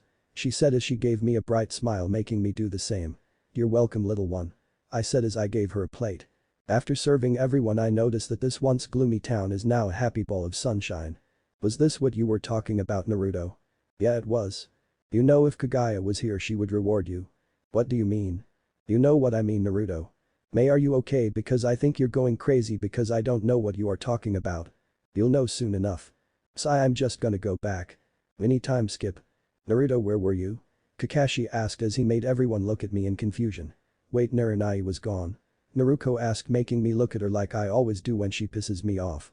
Even now when you try to get me to come back, you still forget me. And you even call yourself my sister, pathetic. I said as I look around and spot Izuna on the couch watching TV while drinking. I then walk over into the living room and sit on the opposite side of Tizuna. Hey Hiccups kid. Here Hiccups, try this. Tizuna said as he handed me his bottle of sake. Thanks. I said as I took a sip, and as I did I heard Mei snickering, but I just ignored. To answer your question, Kakashi, I was out training, then I became a savior. I said as I slouched back into the couch, making everyone look at me confused except for Tizuna. A savior? Tsunami asked, making me look at her with a smile. Go look outside. I said as I went back to what I was doing. Before me and Tizuna could get back to drinking, we were interrupted with loud gasps from everyone, making me smirk. And Naruto, you did this? Tsunami asked, making me look at her with an innocent smile. Yes, I did.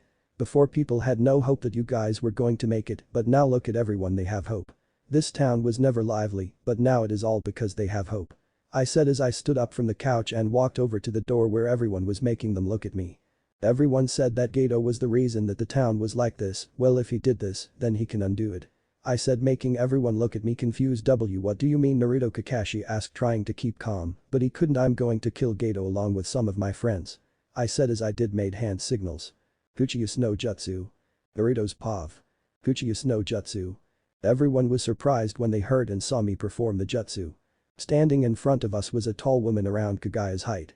She had very long, red crimson hair along with crimson eyes. She also had the same bust line like Kaguya, I assume, but if not a little bigger. She was also accompanied by two other women. One of them was a little identical to me, but her hair was a white hair with a bit of black in her hair. She also had very light black eyes. The other women were the opposite of Kushina. She was the same height, the same length of hair, but the hair was white. She also had wide eyes. To top it all off, they all had fox-like eyes. Huh? Where are we? The vixen woman asked as she looked around. She looked over everyone until her eyes landed on me, and when they did, I swear I saw them sparkle. Naru-kun. She screamed, making everyone's eyes widen, that she knows me, but also making everyone have a bead of sweat go down their forehead. She then runs to me and tackle me to the floor and hitting my head onto the floor and knocking me unconscious. Any time skip. Wani-sama, why would you hurt Naruto-sama? I couldn't help myself, okay, I haven't seen him in a long time. Wani-sama, Wani-san, it was just an accident. Wani-sama just couldn't control her excitement, that's all. As I heard faint yelling, I began to open my eyes a little but not fully, afraid that I'm going to get blinded by the light. What's going on? Why does my head hurt? Well, to put in a short version, you got knocked unconscious, but you're fine, just a minor headache. Okay, thanks, Mei. Anytime, Naruto-kun. Might as well get up. As I throw the blankets off of me, I start to make my way to the door and when I did I could hear faint arguing. Sighing I just opened the door quietly and when I did I closed back quietly and walked down the hall and down the steps and when I got to the kitchen, I was greeted by all eyes on me and people screaming my name. What's going on? Why is everyone yelling? I asked as I began to make my way to the couch where Tazuna was. Naruto, you have some explaining to do. Kakashi said, making me look over to the other girls in the room. This is going to be fun. Didn't you figure it out? I asked, making everyone look at me in confusion. What do you mean, Naruto? Sakura asked, making me look at her in surprise, not adding baka to my name. That's surprising, but to answer your question, they are my sisters. I said, making everyone's eyes widen. What do you mean, Naruto? You only have 2 sisters. Kushina said, making me look towards her. They have my DNA. I said with a blank face, he's not lying. After all, he did give me part of DNA, the Vixen women said, making everyone look at me like I was crazy. Then Nero, before you ask, no, we did not have sex. That's just her personality. I said as I stand up and walk over to where everyone is. Listen up everyone, let's start with introductions. This is Kumiho. Also known as the 9-tailed fox, but she doesn't like being called that, so just call her by her name if she allows you to. Heyo. This is Sumu. She is the sister of Kumiho and she is also my opposite identical twin as we like to say it. Greetings. And lastly, the second Kumiho reincarnation. None other than Alabama herself. If you get close or even hurt Naru-sama, I will kill you. Haha, well now that is over. Naruto, we're not done. Kakashi said with authority in his voice, making the 3 vixens look at him like they were going to kill him. What do you mean we're not done? I did the introductions, what else is there? I asked in an innocent voice, making Kakashi raise his voice. Naruto, this is serious. This is not fun and games. You used a high-level summoning jutsu without us knowing, and to top it off you're hiding your skills as a ninja. I'm not trying sound aggressive to you, Naruto, but this is serious. If you do plan on killing Gato, we're going to need to know your skills as a ninja so we can accurately plan out this mission, and we still got to deal with Zabuza. Kakashi said as I just nodded at what he said. Now. Where did you learn that jutsu and what is it summon? What do you think, Mei? I honestly don't want you telling them, but if you want to be with Kaguya and stay with your friends, then I suggest you only tell the ones you trust. Okay, thanks Mei. You're welcome, Naruto-kun.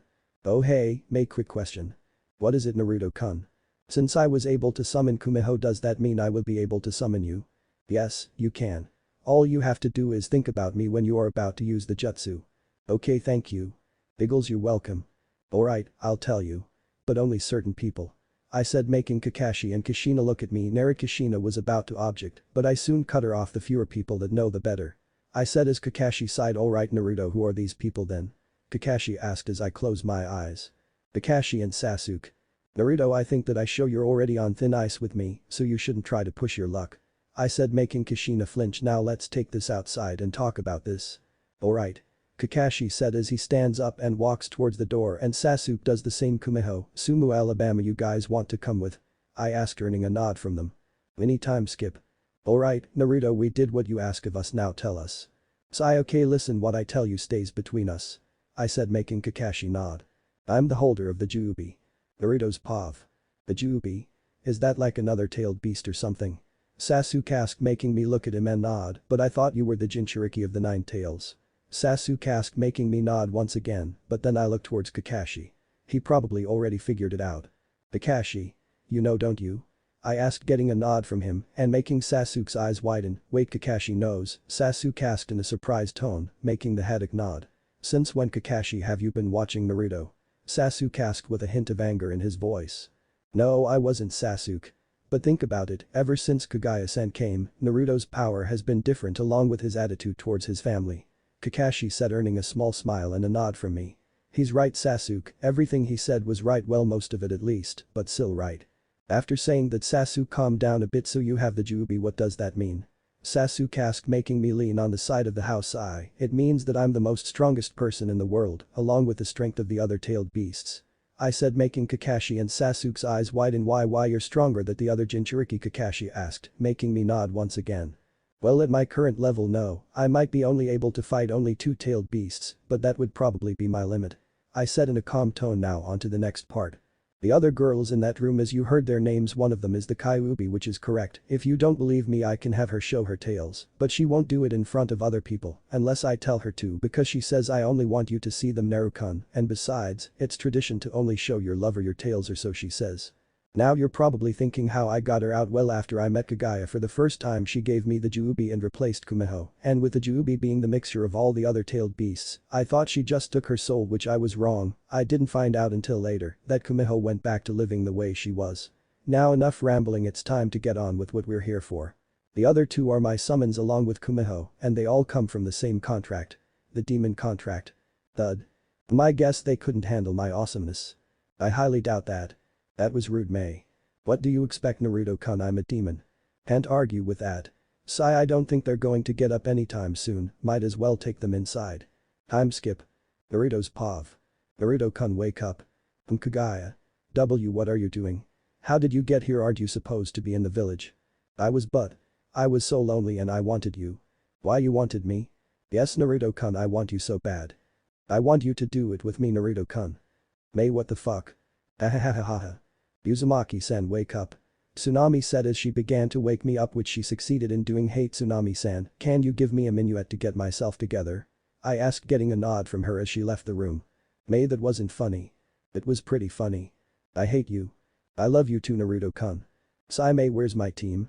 They let you sleep in and went with a bridge builder to the bridge to finish it. Thanks. Any time skip. After I changed my clothes, I heard screaming, so I walked down the stairs normally, and when I did, I saw two men gathered around Tsunami, which I assume is Gato's men. I then walked towards to the sink and get some water. You know it's rude to walk into someone's house. I said as I put the cup in the sink and looked back towards the two thugs. You got a death wish or something? One of them asked, making me look towards him. No. Not at all, I was just saying, but you do. I said, making them get ready to attack. If you would leave, I won't kill you. I said as I began to take out a kunai, and they didn't leave, so I just ended up killing them. Hey Tsunami, lock the doors and stay away from the window. I'll leave a clone here to protect you and Inari. I said, making her nod in fear. Inari. Stay upstairs. I yelled as I ran towards the bridge. Any time skip. Kakashi's pav. We won't be able to survive this. Naruto and Menma are barely holding their own against the Hunter Nin. Sakura is barely capable of fighting these guys. Sasuke is dead, and me and Kushina are busying with Zabuza. Where's Naruto when you need him? As Kushina rushed at Zabuza again with her sword and tried to hit him, he blocked the hit with his sword, and as soon as the swords hit, there was a large surge of power. When we all felt the power, we all stopped fighting and looked to where it was, and when we did, we saw Naruto. Naruto's pav. Naranai. Naruto. As I teleported into the box of ice, I was greeted with Naruto and Menma all scratched up and Sasuke dead. As I stared at his lifeless body, I then began to feel my anger build up. I looked towards Naruto and Menma. Sasuke's dead and you guys are alive. How does that work? I asked as they looked down to the groan, which pissed me off. Answer me. How does he look more beaten up than you two? I asked as I still didn't get a response from them, which set me past. You don't deserve to be ninja. I said as I looked towards the Hunter Nin. Did you kill my brother? I asked, getting a nod from the Nin. I then lower my head and let tears run down my face. Why? He was my brother. He was one of the only good things that happened in my life. Why did you take him from me? I asked as more and more tears kept running down my face. He wanted to become a ninja. He knew what he signed up for. The Nin said, which made me look at him or her. That's right. Could I be so dumb? Ninjas die in battle. I said as I began to laugh, which then turned to crying. You're going to die. In the name of Sasuke Uchiha, I will avenge him. I said as my body then began to be covered in purple chakra. I then started to get on all fours, which resembled the posture of a fox. My body then was completely covered in the purple chakra. I then start to feel the chakra around my back change into the form of tails of 3, which then turned to 4 when I felt a sharp pain. My skin then starts to peel off and my blood starts to float out of my body, covering the inside of the chakra, turning it to a black orb. The black orb then proceeds to break apart and reveals my skin covered in purple chakra, which seems to be moving constantly. I then heard May say something. Stay calm and you'll be able to control it. Third person's pav. Ah. What is that? Kakashi asked in a scared tone as he looked at his student IST that Naruto. Sakura thought as she looked in horror.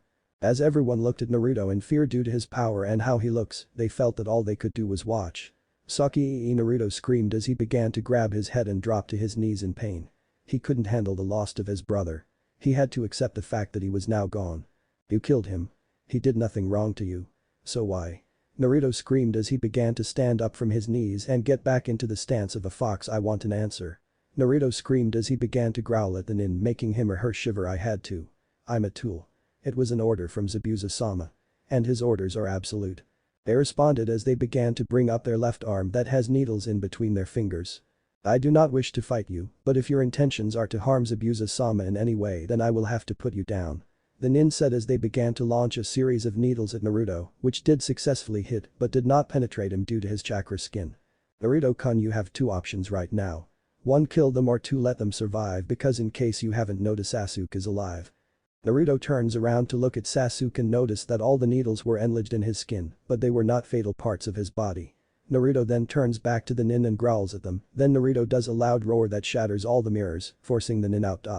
Once the nin falls to the ground, Naruto runs at the nin, but as soon as the nin stands up, Naruto rushes at them and punches the nin dead square in the face, launching the nin all the way back to where Kakashi, Kushina, and Zabuza are. As soon as the nin hit the ground, Zabuza starts to run towards the nin Haku. Zabuza screams as he finally reaches the nin. When he does, he picks up the nin named Haku by the head and lays him or her on his knee and quickly takes off the mask, and when he does, it reveals a young girl who looks to be around Naruto's age. Haku had had blood running down her face from her lip and she was starting to breathe heavily and cough, which made Zabuza worry. Hey Haku, come on, stay strong. Haku, hey, look at me. Zabuza said, making Haku look towards Zabuza, who had tears. I'm sorry that you had to go through this, it's all my fault. Zabuza said as he was in tears, making Naruto stare at them. Haku, seeing Zabuza like this, made her smile. She was happy that he was finally showing some emotions, which he didn't like to, but she was also worried that since she was going to die soon, which would probably make him go suicidal. Haku attempts to move her hand towards Zabuza's cheek, which she couldn't, but Zabuza knew what she was trying to do, so he grabbed her hand and put it on her cheek. Zabuza-sama, please don't cry, I don't want you to cry, Haku said, making Zabuza sniffle. Haku, before you die, I want you to know something. Zabuza said, making Haku listen carefully. I always thought of you as my daughter. Zabuza said, making Haku smile at him. You too? I always thought of you as my father. Haku said as she gave him a weak smile. Looks like it's my time. Goodbye, Otu-san. Zabuza's eyes widen, he never expected this to happen. Haku died. Haku. Zabuza screamed with tears running down his face, making Naruto growl, which got Zabuza's attention. He quickly turned around only to be met with the sight of Naruto right behind him, which made him jump and draw his sword. You killed her. Zabuza yelled as he swung his sword at Naruto, but Naruto just blocked it with his hand and dove it into the ground. Zabuza was now frightened, he had no way to defend himself, he was useless without his sword, and now he was going to die. He prepared himself by closing his eyes and taking a deep breath, but as he waited nothing happened, so he opened his eyes to see Naruto pointing at Haku's lifeless body. Zabuza was skeptical on why he was pointing at his daughter's body, but he was somewhat curious, so he nodded slowly, which made Naruto give him a growl. Naruto then walks like a fox, and when he reached Haku's body, he hesitantly moved his hand towards Haku's heart. When his hand touched where Haku's heart is, it began to glow purple, which made everyone's eyes widen. What's this? Zabuza, what the hell is this? I thought I paid you to kill the bridge builder, and anyone who interferes. A short man with glasses with men behind him yelled, which made everyone turn to him except Naruto, who was still doing whatever he was doing with Haku's body. Gato, what are you doing here? Zabuza asked in a surprised tone, which made Gato smirk. Well, I assumed that something like this was going to happen, so I thought I would clean up the mess you made and tie up any loose ends. Gato said, making the thugs behind him crack their knuckles and such. Men, take care of him and leave the women alive, they could be used for your own personal uses. Gato said, making every female ninja look at him with disgust. But as soon as Gato gave the order, his thugs began to run towards everyone, which made them get prepared for a battle. Naruto's POV. May, did it work? It did, good job. Thanks. Now let's go kill Gato. As I was done healing Haku, I turned to Gato's men and began to walk towards them, but I was soon stopped when Zabuza spoke to me. You healed her, didn't you? Zabuza asked, making me give him a growl. I assume that was a yes. He asked as I gave him a little nod, which made him give me a sad smile. Thanks, I owe you. And I'm sorry for everything. He said as I just gave him another growl. As the thugs got closer, I began to growl even more, which made everyone besides Zabuza look at me with fear. Let's go. I rushed at the army of thugs at a fast speed that no one was able to keep up with, and when I reached them, I began to slice them through the stomach with my claws, which made them spit out blood, and their bodies began to fall apart.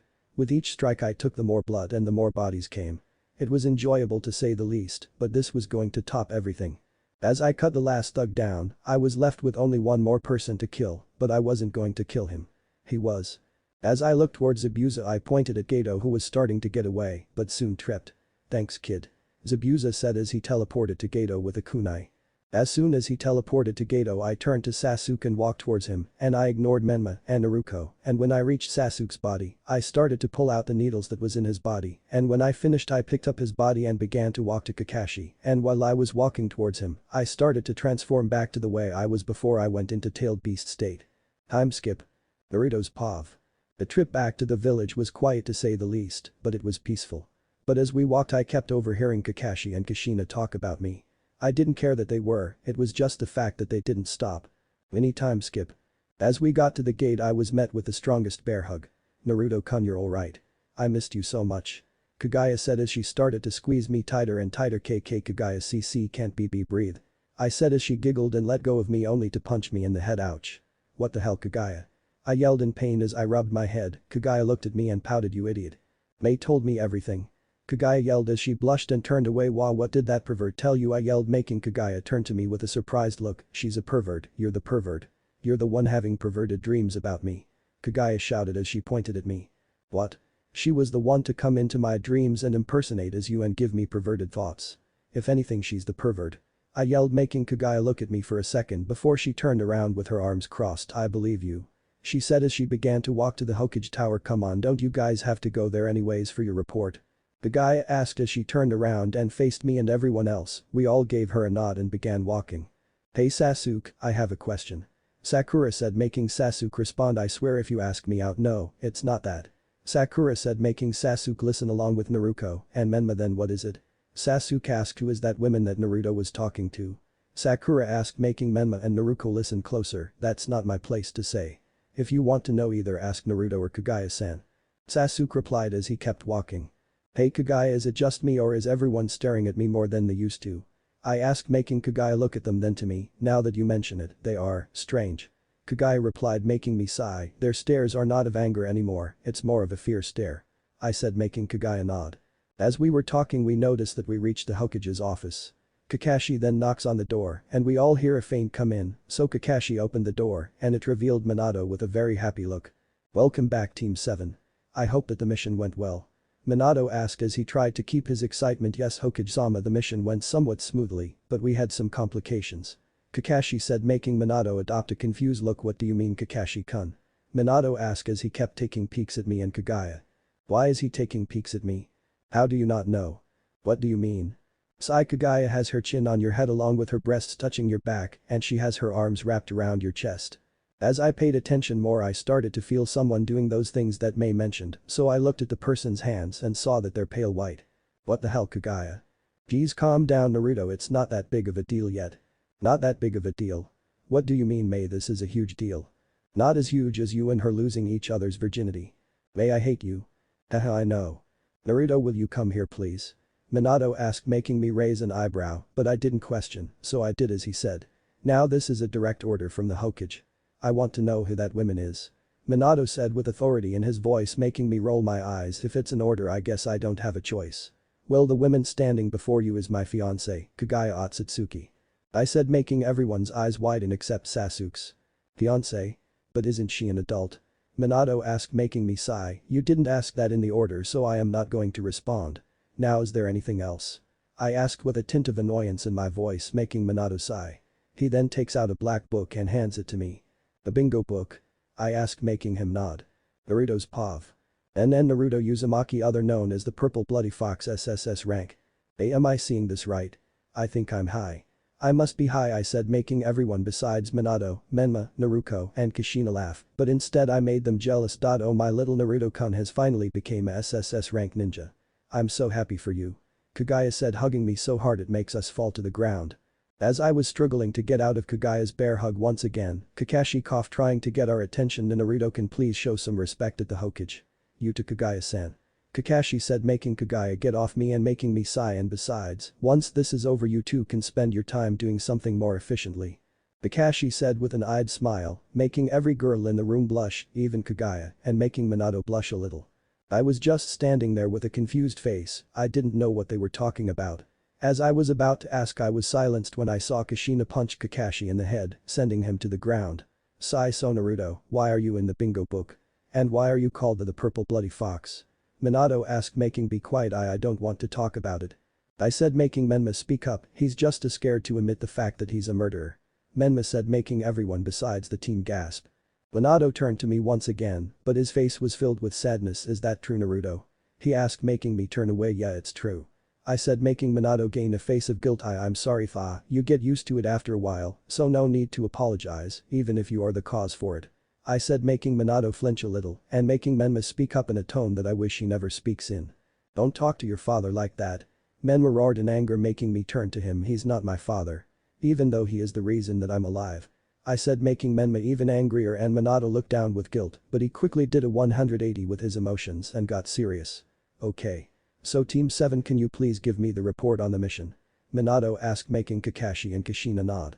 The mission was a success, but it did have some interesting bumps. Kushina said to her husband, making him raise an eyebrow. What kind of bumps? Minato asked, making Kushina respond, well, Naruto was the cause for the bumps in the mission. Kushina said, making Minato turn to me but turned back. What did he do?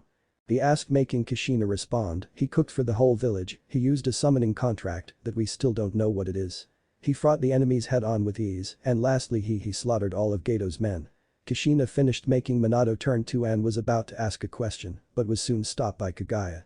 Naruto-kun, did you do it? Kaguya asked, making me nod and making her tackle me to the ground again. Oh, congratulations. Did you finally meet her? Kaguya asked in excitement, making everyone raise an eyebrow. Naruto, what is she talking about, and please explain what Kushi-chan is talking about? Minato asked, making me sigh. Any time skip. As we were walking out of the Hokage Tower, we were all talking about random things, but Kaguya got my attention. Naruto-kun, Kaguya said in a seductive voice, making me look at her with a happy face. Yes. I asked, making her lean close to my ear, are we going to have fun? Kaguya asked with a smirk, making me back away from her. Okay, listen up my cute little genins before you guys go here. Kakashi said, handing us a flyer. What is this? Sasuke asked, making me respond, well, what you are currently holding is the pass to get into the Chunin exams.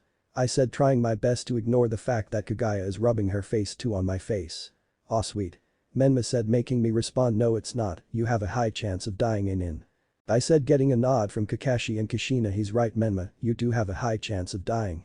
Kushina said, making Menma growl. Well, now that this is done, what is everyone going to do now? Kakashi asked, making me respond, first I'm going to go shopping with Kaguya. I said, making Kakashi grow an evil eye smile. Oh, is this a date perhaps? Kakashi asked, getting the attention of Kushina. Wait, what's happening? Kushina asked in confusion, getting a reply from her daughter Naranai, is going on a date with what was her name? It was Kaguya. Yeah, Kaguya-san. Naruto replied, making Kushina nod until she grasped the situation. No. Kushina yelled, making everyone look at her. Is there something wrong, Kushina? Kakashi asked, making her turn to him. Damn right, there's something wrong. I don't want my son going on a date with older women. I don't care if she is your fiancé. I forbid you. Kushina screamed, making me turn to her with an evil glare. Last time I checked you aren't my mom. I said, getting a bit mad, which made Menma smirk evilly. Well, I'm still an adult. Kushina said, making me roll my eyes. I don't care. Let's just go, Kaguya. I said, making her smile and nod. Any time skip. Hey Naruto-kun, are you okay? Kaguya asked as I gave her a sad smile. Yeah, I'm okay. I said, making Kaguya nod. Hey Kaguya, can I show you something? I asked, making her nod. Okay, let's go. I said, grabbing her hand and began running. Any time skip. Hey Naruto-kun, why are we on the Hokage monument? Kaguya asked, making me respond, well, the sunset is going to make this even better. I said, ignoring her question. Hey Kaguya, over the time on the mission I realized something. I said, getting her attention. What was it? Kaguya asked, making me smile at the sunset. Well, the song that I made. I said, making Kaguya blush and smile. Why, you made a song for me? Kaguya asked, making nod. Do you want to hear it? I asked, making her nod. I then proceed to take out my MP3 player and began to play the song. Found you when your heart was broke. I filled your cup until it overflowed. Took it so far to keep you close, keep you close. I was afraid to leave you on your own. I said I'd catch you if you fall. And if they laugh, then fuck 'em all. And then I got you off your knees. Put you right back on your feet. Just so you can take advantage of me. Tell me how's it feel sitting up there? Feeling so high but too far away to hold me. You know I'm the one who put you up there. Name in the sky. Does it ever get lonely? Thinking you could live without me. Thinking you could live without me. Baby, I'm the one who put you up there. I don't know why, yeah, I don't know why. Thinking you could live without me. Live without me. Baby, I'm the one who put you up there. I don't know why, yeah. They've loved about 100 tries. Just running from the demons in your mind. Then I took yours and made 'em mine, made 'em mine. I didn't notice cause my love was blind. Said I'd catch you if you fall, fall. And if they laugh, then fuck 'em all. And then I got you off your knees. Put you right back on your feet. Just so you can take advantage of me. Tell me how's it feel sitting up there? Feeling so high but too far away to hold me. You know I'm the one who put you up there. Name in the sky. Does it ever get lonely? Thinking you could live without me. Thinking you could live without me. Baby, I'm the one who put you up there. I don't know why, yeah, I don't know why. Thinking you could live without me. Live without me. Baby, I'm the one who put you up there. I don't know why, yeah. You don't have to say just what you did. I already know, I know. I had to go and find out from them. So tell me how's it feel, oh whoa. Tell me how's it feel sitting up there.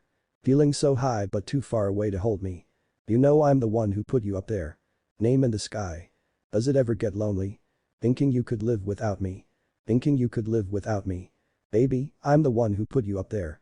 I don't know why, yeah, I don't know why.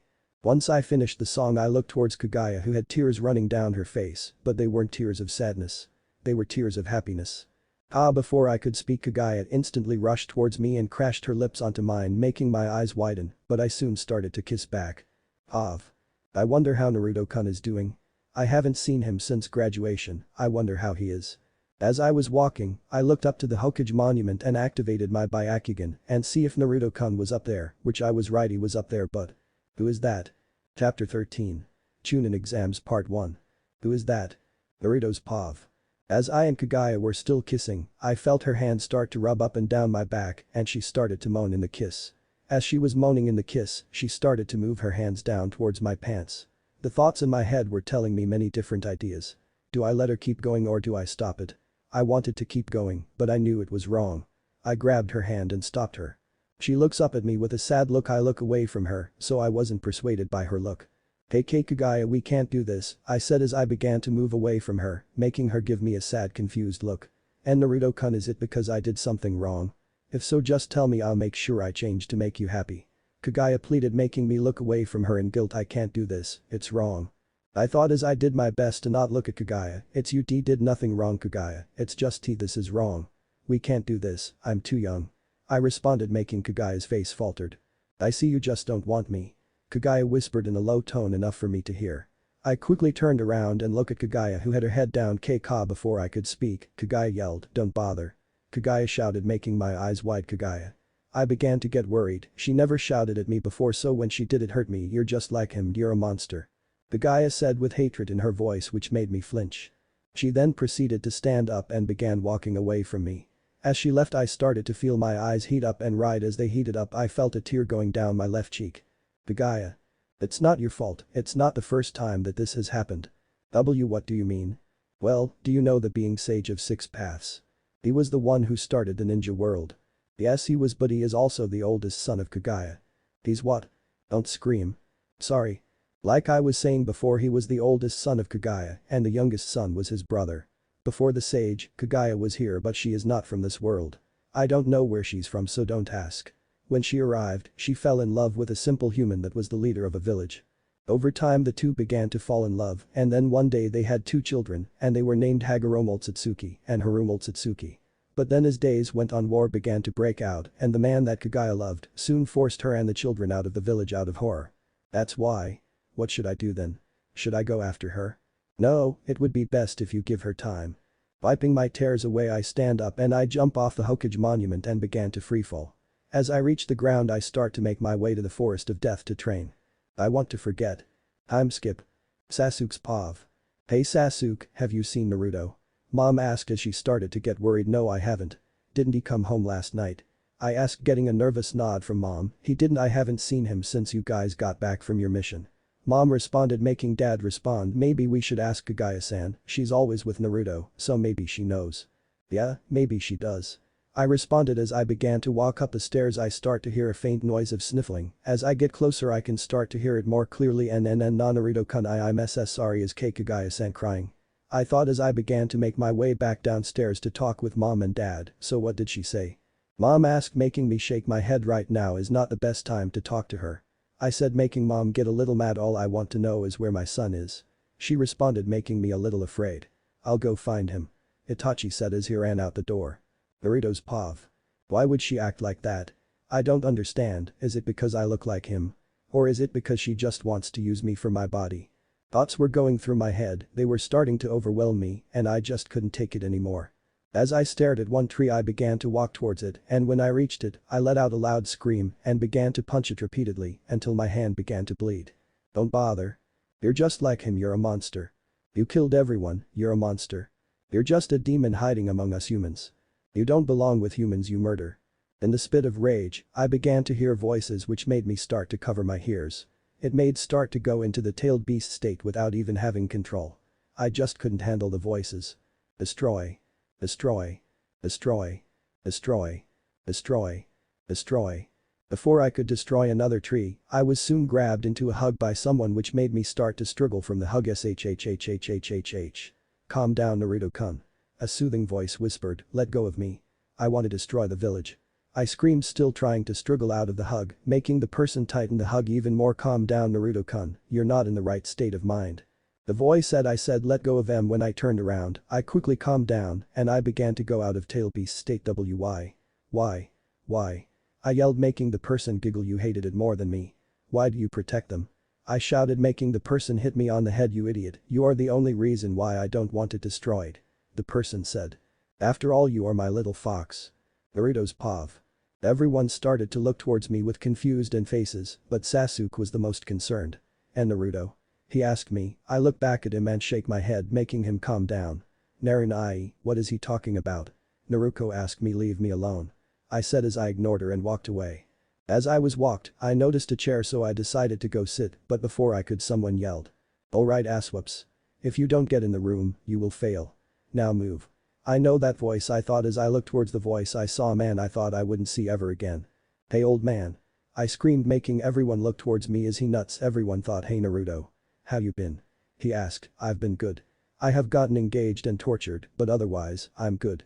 How's Anko? I responded, well, Anko has been depressed that you haven't been by. Boo, wait. You gotten engaged since when? That's not relevant, anyways I'll drop by, but can we get on with the exams? I asked, making a bicky nod. I'm going to skip past to the last part of the exams because everything's the same, well besides Naruto's fight. Kiba forfeits his match against Naruto's pav. Come in. You wanted to speak with me, Lord Hokage. In front of me was Minato. Apparently, he wanted to speak with me about something important. Sai, can't you ever call me dad? I just stare at Minato like he was crazy. You are not my father. So you wanted to speak with me, so get on with it. Alright. For the rest of the month, you will be under the training with 2 of the Sannin. I look at him before I nodded and I walk towards the window. Minato looks at me with a worried look. I look at the window before I open it and quickly take out a kunai and throw it to my left. Minato looks at me with his eyes widen. In a brief second, I hear a scream coming from a man. I look behind me to see a tall man with white hair that goes past his waist, just like Kaguya. Jiraiya, it's good to see you. Jiraiya takes a look at me before his eyes widen. And Naruto. In the blink of an eye, he rushes towards me and hugs me so tight that I feel like my back was going to break. But before I could struggle, I was dropped to the ground. Jiraiya, you were going to crush him. Show some restraint. Right now, because of Jiraiya, I'm going unconscious. Hey, Naruto-kun, can we talk? Yeah, what is it, May? It's about Kaguya. Oh, if you want me to apologize, I plan on it. Okay, just do it soon. Time skip. Naruto's pav. Can I do it? Can I talk to her? I don't think I can, but I want to. Fuck it. My eyes began to open up slowly, but they soon shoot open when I heard voices. I need to calm down. I started to breathe slowly so I can control the voices. I hate that, I thought. As my body starts to wake up, I got out of bed and began to make my way to the closet to get my stuff together. As I stared at the closet, I noticed that there were only black colored clothes. I just sighed. I think I'm an emo. I whispered. I just sighed again and just stuffed my supplies and my clothes into a backpack. Once I finished, I made my way downstairs, and when I did, I saw Jiraiya and Tsunade sitting at the table with Mikoto, Kagaku, and Kaguya. I guess when I walk on the stairs, I made some noise because when I looked at them, they looked right back at me. Hey, Naruto, how you feeling? Sorry that I squeezed you too hard. I looked at Jiraiya and gave him a nod. I looked at Tsunade, but I then looked at Kaguya. When we made eye contact, I noticed that she had a single tear going down her right eye. Excuse me. Kaguya stood up and walked out of the house, making everyone look at me. Is there something going on between you two? I looked at Mikoto and nod, making her sigh. I'll go talk to her. Mikoto said as she stood up. Don't. I'll go do it. It's my problem anyway. I made my way to the door and when I got to it I opened it and I saw Kaguya sitting on the stairs looking into the sky. Hey, Kaguya looked at me as I closed the door. Hey. She responded looking back to the clouds. Can we talk? I asked making her nod. I made my way to where she was and sat next to her. I want to Apo. It's okay, it's my fault. I got angry at you for something you didn't do. Kaguya said as she looked at me. I was just so mad. You rejected me, but I know why. I'm older than you are younger than me.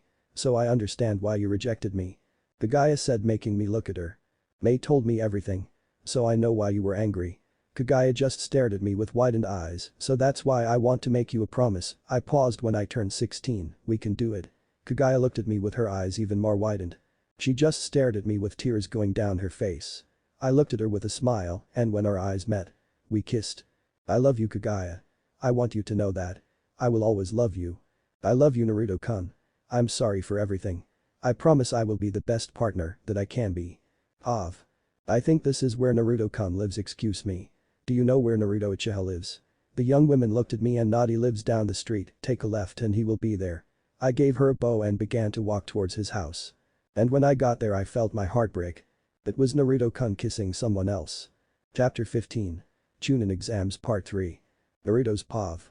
When we both separated from the kiss and opened our eyes, but when we did I saw something through the corner of my eye. When I turned slightly, I saw Hinata standing there with tears in her eyes. Hinata, what are you doing here? I asked in a surprised tone making Kaguya turn to Hinata. Naruto-kun, who's this? Before I could answer, Hinata quickly turned around and ran making my eyes widen. Hinata, wait. It felt like my words didn't reach her because she kept on running making me sigh. I quickly looked back at Kaguya who just sighed go after her. And just like that, I took off at astonishing speed. Why did she run away? Was it something I did? No, I did nothing to her. What did I do? You're so dense, Naruto-kun. She obviously has a crush on you. She wats. Before I could listen to May anymore I started to see Hinata come into eye view. Hinata. When I called out her name it made her stop but it also made her stiffen up. As I began to slow down, I was able to finally catch up to her. Hinata, what was that? I just stared at her back which kinda made me feel kinda bad. Hinata, can you at least face me? Please. Hinata was hesitant to turn but she did, but when she did she made me gain a sympathetic look. Hinata, can we talk? Hinata just gave me a nod. Okay, can we start off with why you ran off when you saw me? Hinata started to tense up. I saw you kissing W with that woman. I started to feel a bit sad at what Hinata said. So she saw me kissing Kaguya, maybe that was too much for her to handle. I couldn't respond to Hinata, which just made her look to the ground. Ever since we were kids. You saved me from those bullies, and ever since then I fell in love with you, but I just stared at Hinata with my eyes widened because I noticed the tears coming down her face. But when I saw you kissing that lady I felt my whole world fall apart. And today was the day I was going to confess my feelings to you. My eyes widened even more. I just stared at her. I couldn't do anything else. Hinata, I save it. I don't care, you never bother to notice that I've been like this. I just stayed silent until she said something that made my eyes tear up. I can't believe I fell in love with a monster. I just stared at her with hate and with sadness. I guess that's it then. We're not friends. Well, who would want to be friends with a monster like me? I just started to walk away leaving Hinata standing there crying in hate and in sadness. Might as well get Tsunade and Jiraiya. Time skip. Kaguya's POV. Will Naruto Uchiha and Neji Hyuga make their way to the stadium? Everyone was quiet, no one said anything which made me confused, but I just let the thought fold deep into my memory. So he's late. I always knew he would flunk out in the end. I turned to where the voice came from and I saw the voice coming from Menma. Menma, don't talk about Naruto like that. I looked next to Menma and saw that there was a little girl that looked to be younger, but not younger than Menma. I think that's Mito if I remember correctly. Naruto Uchiha, if you do not make your way to the stadium you will be disqualified. May, is he almost here? Give it a second, Kaguya-sama. Naruto's POV. I'm here. Everyone gasped in surprise when they saw me. Alright, now that the participants are here we can start. You should quit while you still can, destiny has already decided your fate. I just stared at Neji like he was crazy. Are you okay? Because I think I know the outcome of the fight. I said making Neji activate his Byakugan Proctor start the match. 3, 2, 1, go. Neji quickly rushes at me and starts to throws a series of punches along with a sidekick which resulted in me being kicked to a tree. Like I said, destiny has already decided your fate. I started to stand up and wipe the blood that was coming from my lip. That's funny. But you know when destiny and fate decide on something they will do everything in their power to make sure that happens, but if not they make something happen. Neji stares at me with a confused look. You'll understand soon. I then proceeded to take out a kunai and rush at Neji in speed which his Byakugan couldn't follow.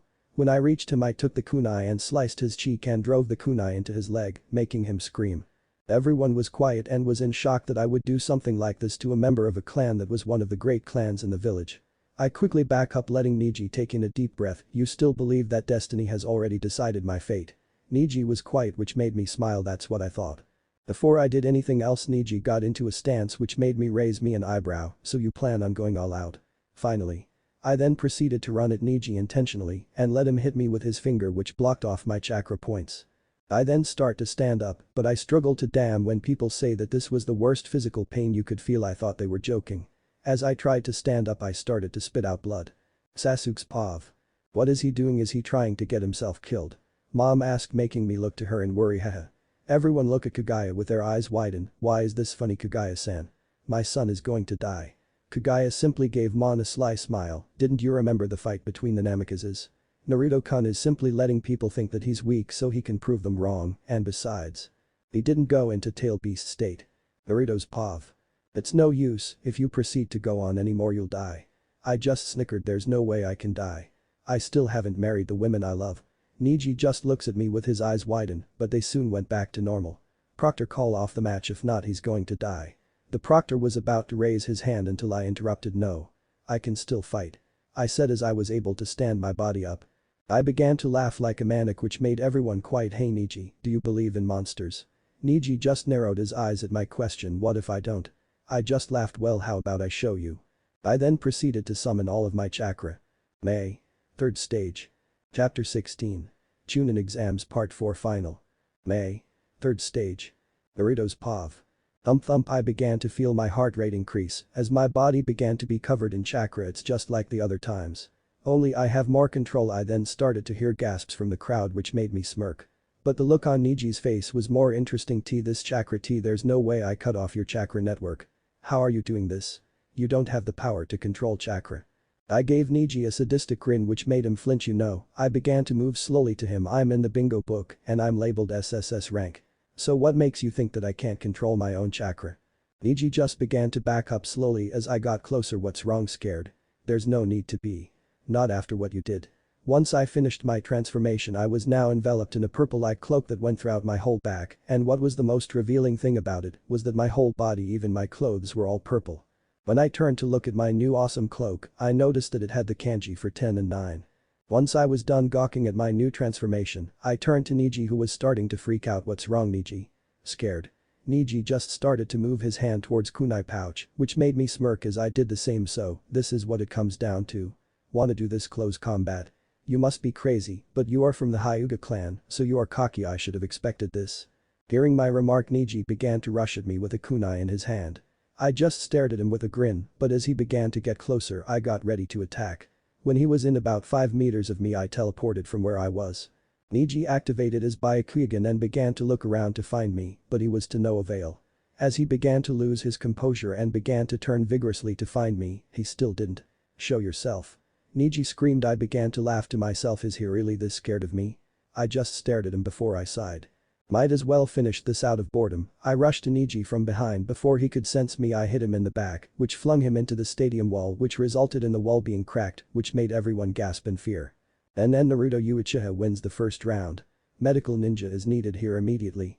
Everyone then began to cheer as I began to eye to the rows of people above watching. My eyes were fixated on one person. It was that one person that I wanted approval from. And when my eyes landed on her she gave me something I didn't expect to see. She was winking at me and giving me a warm-hearted smile. I ended up blushing and hiding my face when I made my way back to the stadium.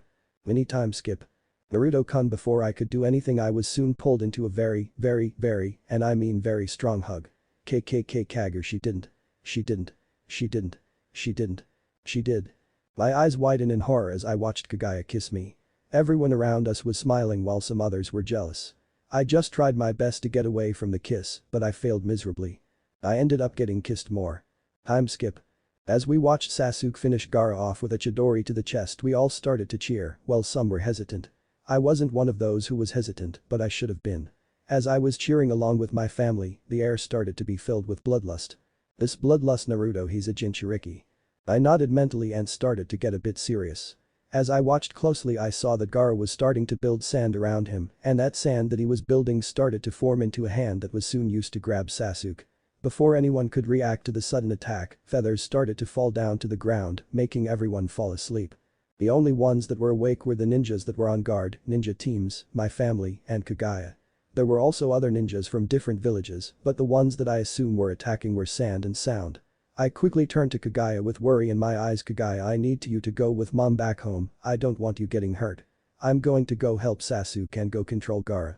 Do you understand? Kaguya quickly nodded and brought me into a deep passionate kiss. Once we separated, she sent me a smile. Make sure you come home, if not I'll kill you myself. And Kaguya started making her way to the exit. Alright, time to do this. Sasuke used a Chidori on the arm. I shouted, making him nod, and did what I said. As I fell to the ground from the stadium row, Gaara began to scream and started to thrash around in the bubble of sand that he was in. Before me and Sasuke could do anything, Gaara began to rush out of the bubble covered in sand that had blue streakings going across the sand on his arm, while his eyes had a star in them. He's going through the transformation. But before Gaara could reach us, he fell unconscious. When he fell, he was soon caught by a girl that was probably around our age, but seemed a bit older. She was holding him on her back and she sent us both a death glare. Kankuro, cover me. She screamed as she started to run out of the stadium. Before we could chase her, me and Sasuke were suddenly enveloped in smoke. As we were coughing, we could hear clashes and screaming of other ninjas fighting. I quickly formed chakra into my hand and swiped it to the right, making the smoke disappear. When the smoke cleared, I looked to Sasuke. Go after them, I'll stay here and help the others. Sasuke was hesitant, but he nodded and began to pursue Gaara. I soon turned to the cage booth and noticed that Minato was fighting too, but he was trapped in a purple box that was being controlled by 4 others. Don't die, old man. You still have a tone for what you did to me. Fuchius no Jutsu. Once I finished the jutsu, 5 people appeared in front of me. Hey Naru-kun, what took you so long? I looked at Kumiho. Well, the village is being attacked, so Kumiho just smiled and began to look around her. So that's why you summoned these 2. I just gave her a nod. Alright then, so what do you need us to do then? Naruto's pav. The Sand Jinchuriki fled, and he is most likely trying to go into tailed beast state. In barely a second, Kumiho's eyes widened. The Sand Jinchuriki. Damn it, Shukaku. Everyone's eyes were instantly on Kumiho. Shukaku? I asked. I was so confused about who this Shukaku is, but apparently Kumiho hates him. Letting my curiosity get the best of me, I speak up. I'm confused. Kumiho, why do you hate this Shukaku person? What did he? Everyone besides Kumiho then turns to me and tackles me to the ground, making my eyes widen. But before I could open my mouth, Sumu covered my mouth with her hand, rendering me from speaking. Kumiho then turns to all of us with a confused look. What are you guys doing? Aren't we going to figure out a plan of attack for that damned raccoon? Everyone then sighed in relief and got off of me, but before I could move, let alone speak again, Sumu did the same thing, but she simply whispered, don't ask Wani-sama about Shukaku or why they hate each other.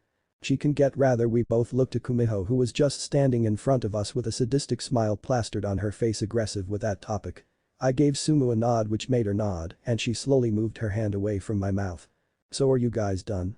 I really want to kill that raccoon right now. We all looked at each other before we looked at Kumiho. We're ready when you are. I replied, making Kumiho nod. So what's the plan? I simply gestured for them to get closer. So here's the plan. Sumu, you and Alabama are going to be the long-range attackers. If I'm right on this, then we will have a huge advantage against Shukaku.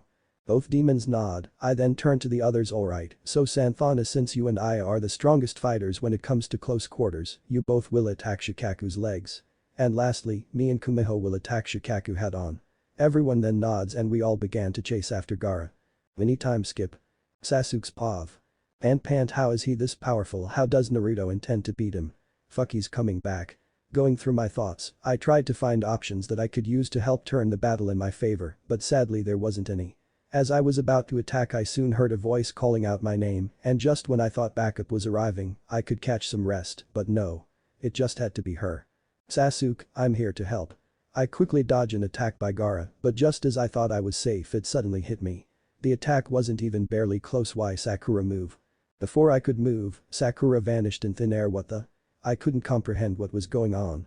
How was she that fast? There's no way she isn't capable of such speed. Those thoughts are what almost got me killed. Never take your eyes off an opponent. Gaara shouted as he started to swing his arm to me. I soon jumped in the air to dodge it, but I failed. Not because I got hit, it was because I wasn't in front of him. How are you holding up? Naruto's pav. How are you holding up? Sasuke quickly looks at me and his eyes widen and Naruto, what are you doing here? I thought you said you were going to help others. I quickly rolled my eyes, that wasn't as important as this is. Gaara is a Jinchuriki, so of course, he would be more important. And besides, I brought backup to help us. Sasuke then looks around and stares at everyone. I hope you remember these three. I asked as I gestured towards the three vixens. When Sasuke turned to them he was greeted with casual waves, he then looked back to me and nodded yeah I do, if I remember correctly. Their names are Kumiho, Sumu, and Alabama right. I gave Sasuke a nice pat on the back congratulations. Not most people remember their names and they ended up dead. You're lucky. Sasuke just widened his eyes before they drifted to two others what about them? I turned to the ones he was talking about and I quickly replied. Those two are Sathana and Aya, two of the deadly sins. Sasuke just stared at me like I was crazy. Sigh there from my summoning contract, but I don't like to bring that up. I said making Sasuke nod. So, what about Sakura? I shrugged my shoulders at Sasuke's question what about her? She's with Kakashi. Sasuke quickly responded back, but I thought I had Sumu teleport her. Now let's stop talking and start fighting because I don't think Gaara is too happy. I said as I pointed behind me making Sasuke's eyes widen. Behind me was Gaara growling like a beast. Sasuke sit this one out, we already have a plan and Akinda has some major outcomes. Sasuke quickly nodded and began to run back to the village and when I saw that he was out of eye view, I turned to Gaara who was smirking like an idiot. Before I could say anything, Gaara was soon engulfed in sand making Kumiho speak. He's going into tailed beast state. Let's do this. Everyone soon nodded and we began to get into position. Suma and Alabama were on the tallest trees and they had their most attacks ready. Sathana and Aya were waiting for the signal to begin the assault to weaken Shukaku.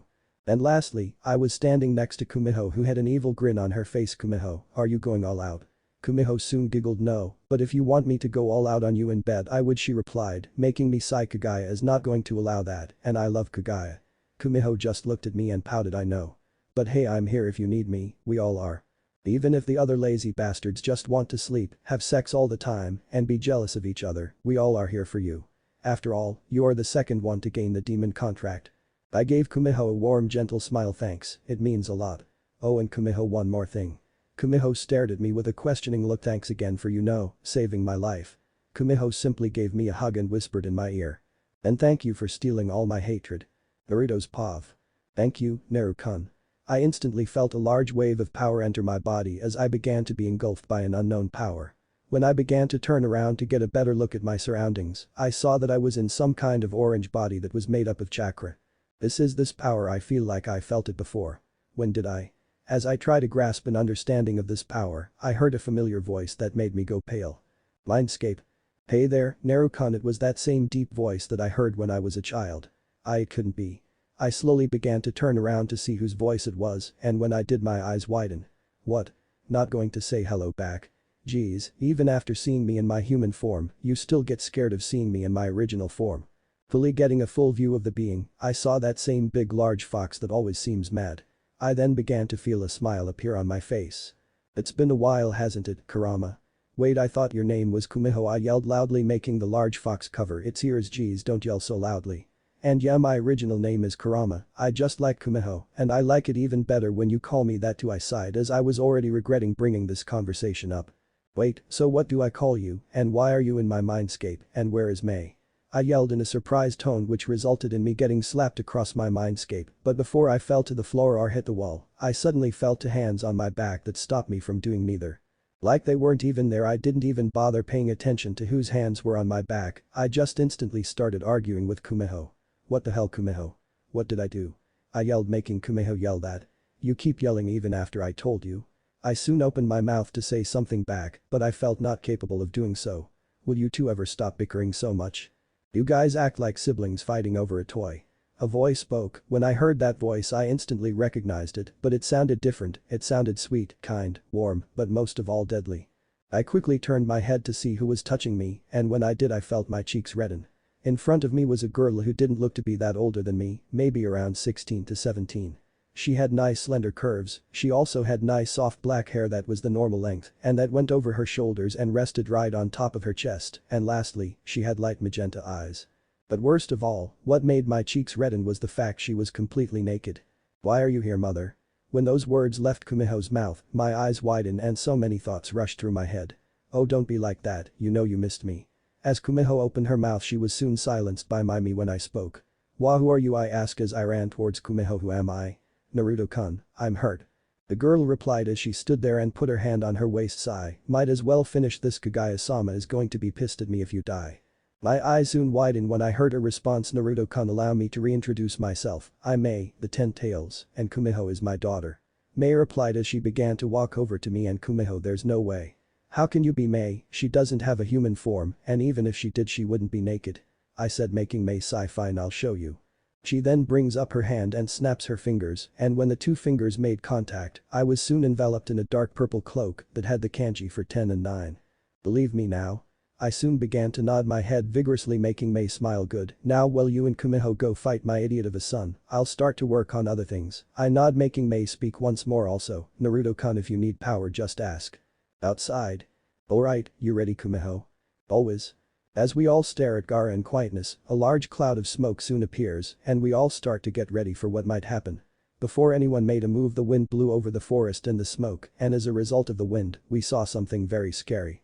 It was an ugly raccoon-like dog. Is that him? Is that Shukaku?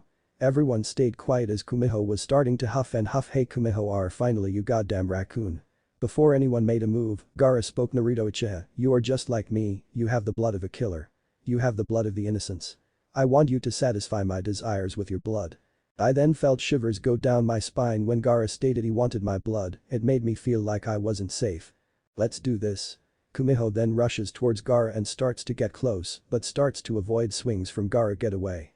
Naruto-kun, we can't do anything if you keep swinging like that. I can't risk getting you hit and breaking the transformation. I then bit my bottom lip. Fuck. Alright, then I got a new plan. Suma Alabama. Attack his head. Just in a few seconds, I saw that Gaara was being bombarded with attacks that were strong. With just one attack would cause a huge cloud of smoke, but at this rate they were going at it would seem that Gaara would be dead. As the smoke slowly drifted away, we all saw that Gaara was still alive, but barely. I'll kill you all. Gaara yelled as he slowly brought up his hands. Play possum jutsu. Just on the last letter, Gaara fell asleep, which resulted in a laugh. Hooray, I'm finally out. Shukaku yelled as he started to twirl around. Shukaku. Stopping what he was doing, Shukaku stopped twirling and slowly began to turn around with an evil grin on his face. Big sister, is that you? Shukaku then begins to squint his eyes a bit, and when he got a good look his eyes widened. It is you. Hooray. Big sister came to meet me. Hooray. Everyone besides Shukaku and Kumiho starts to look at me. Hey Kumiho, is he okay? Is he okay? Is he okay? Is he okay? The hell he isn't. He ate my fucking dango. Just like a magic word, Shukaku turned around at the right moment and began to smirk, and it was delicious. Hooray. He yelled with a smirk which provoked Kumiho even more. Shukaku. Before I could do or say anything I was instantly thrown on top of Shukaku's head. When I landed I quickly turned around and saw that Kumiho was in her tailed beast form and was biting Shukaku on his shoulder. Alright, I guess that works somehow. Time to get to work. Instantly, I turned around and I started to walk to Gaara. Ow, big sister, you're hurting me. I then began deadpan at the sentence Shukaku said, paying no attention to it anymore. I started to go Gaara again. As I kept walking I started to see Gaara even more, and with no recent movements, I began to run to Gaara, and as I reached him I screamed out. Sumu Alabama, Sanfana, Aya, when I give the word I want you to use everything you got. Alright, time to bring you back to your senses. I then grabbed Gaara by the shoulders and banged my head on his, which resulted in me having blood fall from my head. What the hell, it didn't work. Fuck, okay, calm down, we still have another way. But that could get us both killed. Sigh, it's the only other chance we got. I need you to bring me to the third stage. Without a second wasted I was engulfed with my chakra cloak. Not sparing any more time, I quickly hit Gaara's head again, which woke him up. Alright. Now I hope this works. I quickly transferred chakra over to Gaara. Alright, do it now. And before I could comprehend anything, I blacked out. Enjoy. Naruto's POV. Naruto-kun, can you feed Mei for me? I got to get started on breakfast. I slowly get out of bed and start to change my clothes. Weird, since when did Mei move in? Wait, when did she ever get a human form? I quickly rush out the room and went straight to the kitchen, and when I made it I felt like I was in heaven. In front of me is Kaguya in an apron wearing nothing else underneath it. My face quickly reddens as I kept looking at Kaguya. Darling, did you feed Mei yet? As Kaguya turned around she stared at me with a smile. Good morning, sleepyhead, can you feed Mei for me? I gave Kaguya a nod which made her smile and she pointed behind me. When I turned around I saw a baby girl with black hair sitting in a baby chair with a pacifier in her mouth, which made me raise an eyebrow since when did me and Kaguya ever have a child? And what's with Kaguya and that apron? I just stared at the baby with my blue eyes before they widened as my eyes kept staring at the baby I saw that the baby had a smirk on her face. I always knew you had the perverted mind Naruto-kun, but never to this extent. Just wait until Kaguya-sama hears about this. Like someone breaking in, I instantly jump up or try to. As my eyes swept the room I saw that I was in my room, but I was alone. I then grabbed my head as I felt it start to hurt. Naruto-kun, you pervert. Hearing a voice, my eyes soon drifted to my left, and when they laid eyes to where the voice was coming from, I felt a small smile appear on my face. Laying down next to me was Kaguya with her arm wrapped around my chest. Great. Now how else am I going to get out of bed with waking her up? I muttered, I see that you're up right now, how'd you sleep Naruto-kun? My eyes soon widened. What the hell was that dream you pervert? Don't worry Naruto-kun, you'll get used to it. She does that to everyone, so there's no point in complaining. My eyes soon calmed down a bit. Naruto-kun, you seem to like what you see. I soon started to get a bit uncomfortable at what Kaguya was saying in her sleep. Can you give me speed boost, please? I soon felt my body get overwhelmed with power for a split second, and I soon appeared in the middle of the room, with only my boxers on, which made me blush for a second before I ran to my closet for some clothes. As I ran through the closet for some clothes, I found a pair of black Anbu pants and t-shirt. Guess that would have to do. I then proceeded to put my clothes, but I guess I made too much noise because the second I put my shirt on, Kaguya looked up from the bed and looked directly at me with her eyes widened. Hey, Kagu Naruto-kun. In the blink of an eye, I felt my whole body pinned to the ground, which made my eyes widen. Naruto-kun. You're okay. I missed you so much. I tried my best to stand up, but it was useless because I might end up getting tackled again. I missed you to Kaguya. Do you think you could get off me though? You're kin to making me nervous. Kaguya then looks up from my chest with a confused expression. What? How am I making you Naruto-kun, you pervert? Kaguya then gets up quickly and gets on the bed and covers herself with the blankets. Please don't violate me. I felt my face become red quickly. I was just about to open my mouth to say something, but I was soon silenced by the door crashing down and with my family at the other end. Naruto. Oh no. Time skip. So, how long have I been asleep for? The room was soon engulfed in silence, which made me get a bit worried. A month.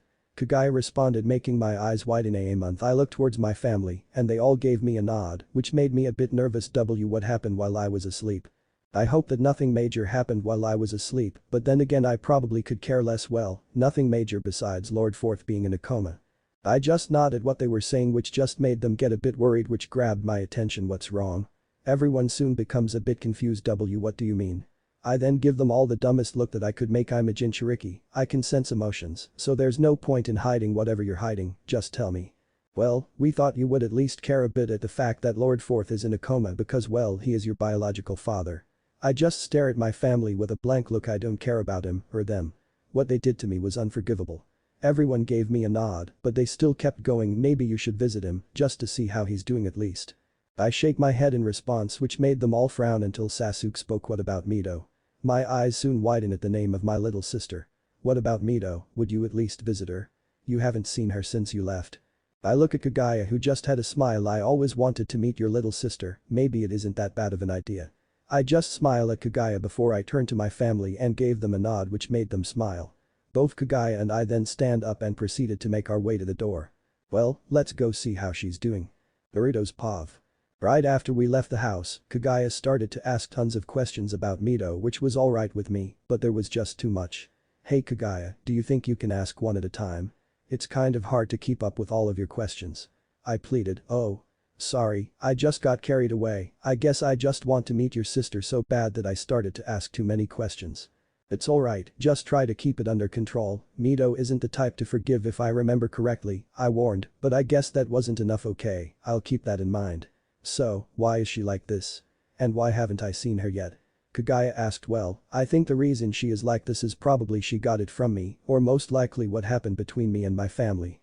For the reason why you don't see her? I don't have an answer for that because I haven't talked to her since my 7th birthday. I replied. I see, Kaguya answered. Right after the talk, it was silent between us two. Maybe it was because I mentioned my 7th birthday, or it just brought back some bad memories for her.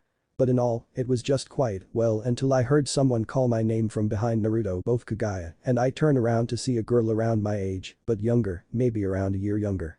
Yes, that's me and you are. I didn't have the patience for this, I just wanted to see my little sister and go home, but here I am being called out, how could you not remember your own sister? In an instant, I was tackled to the ground and I swear as I was tackled, I could see a glimpse of Kaguya having a jealous look. Naruto-kun, who is this young girl? Are you already cheating on me? Kaguya asked with her voice laced with jealousy. Why, I'm not cheating on you, I don't even know who this is. I shouted, making the girl get off me, but then again, I could never forget about my sister, I thought. How do you not remember your own sister, she shouted, I never had the best family. I responded bluntly, which made her gain a saddened look. Oh well, there was at least one person that was. Do you actually think I would forget you, little sis? I said with a small smile. Mito then stares at me before she smiles and tackles me again, which made me groan. You actually remembered. She said with her voice breaking. I'm not going to forget my sister. But do you mind getting off of me? Nodding, Mito gets off of me, and when she does she slowly starts to look around and notice that there is a crowd being drawn, and let's just say that the crowd wasn't getting too fond of the contact between me and Mito. Hey Mito, let's go somewhere else, I'm not too fond here, I said as Kaguya began to get a bit close to me. What do you mean? She asked as she began to look at me with a different look. Flashback. Mito's pav. Alright, that's it for today. Tomorrow we go back to the village, Lady Tsunade said as she began to walk towards Master Jiraiya. As they began to talk, I did a sealing jutsu and unsealed my water bottle and began to open it before something came into my mind. Excuse me Lady Tsunade, I have a question. I said as I took a sip from my water, which gained her attention. What is it? She responded, why does everyone hate Naruto? Is Naruto really a killer? I asked nervously. Both Lady Tsunade and Master Jiraiya looked at me with a saddened look before they looked at each other with a serious look. Naruto, there's something we haven't told you about Naruto. Lady Tsunade said as she sat down. Naruto isn't the child of prophecy. You are. Master Jiraiya said, which made me confused, but that doesn't answer my question. Why does everyone hate Naruto? Why does everyone think he's a killer? I shouted, which made them both gain a sad look. Because he is a killer. Lady Tsunade responded, which made my eyes widen. On his previous missions, Naruto has killed at least more than 5 people, and on his recent mission, we received word that Naruto has put himself in the bingo book, and not only that, he has a higher ranking than us. His rank is that of the Akatsuki.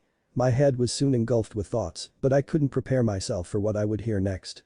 Not only that, Naruto is the Dayton Shy. Flashback end. There's no way Naruto is the Dayton Shy.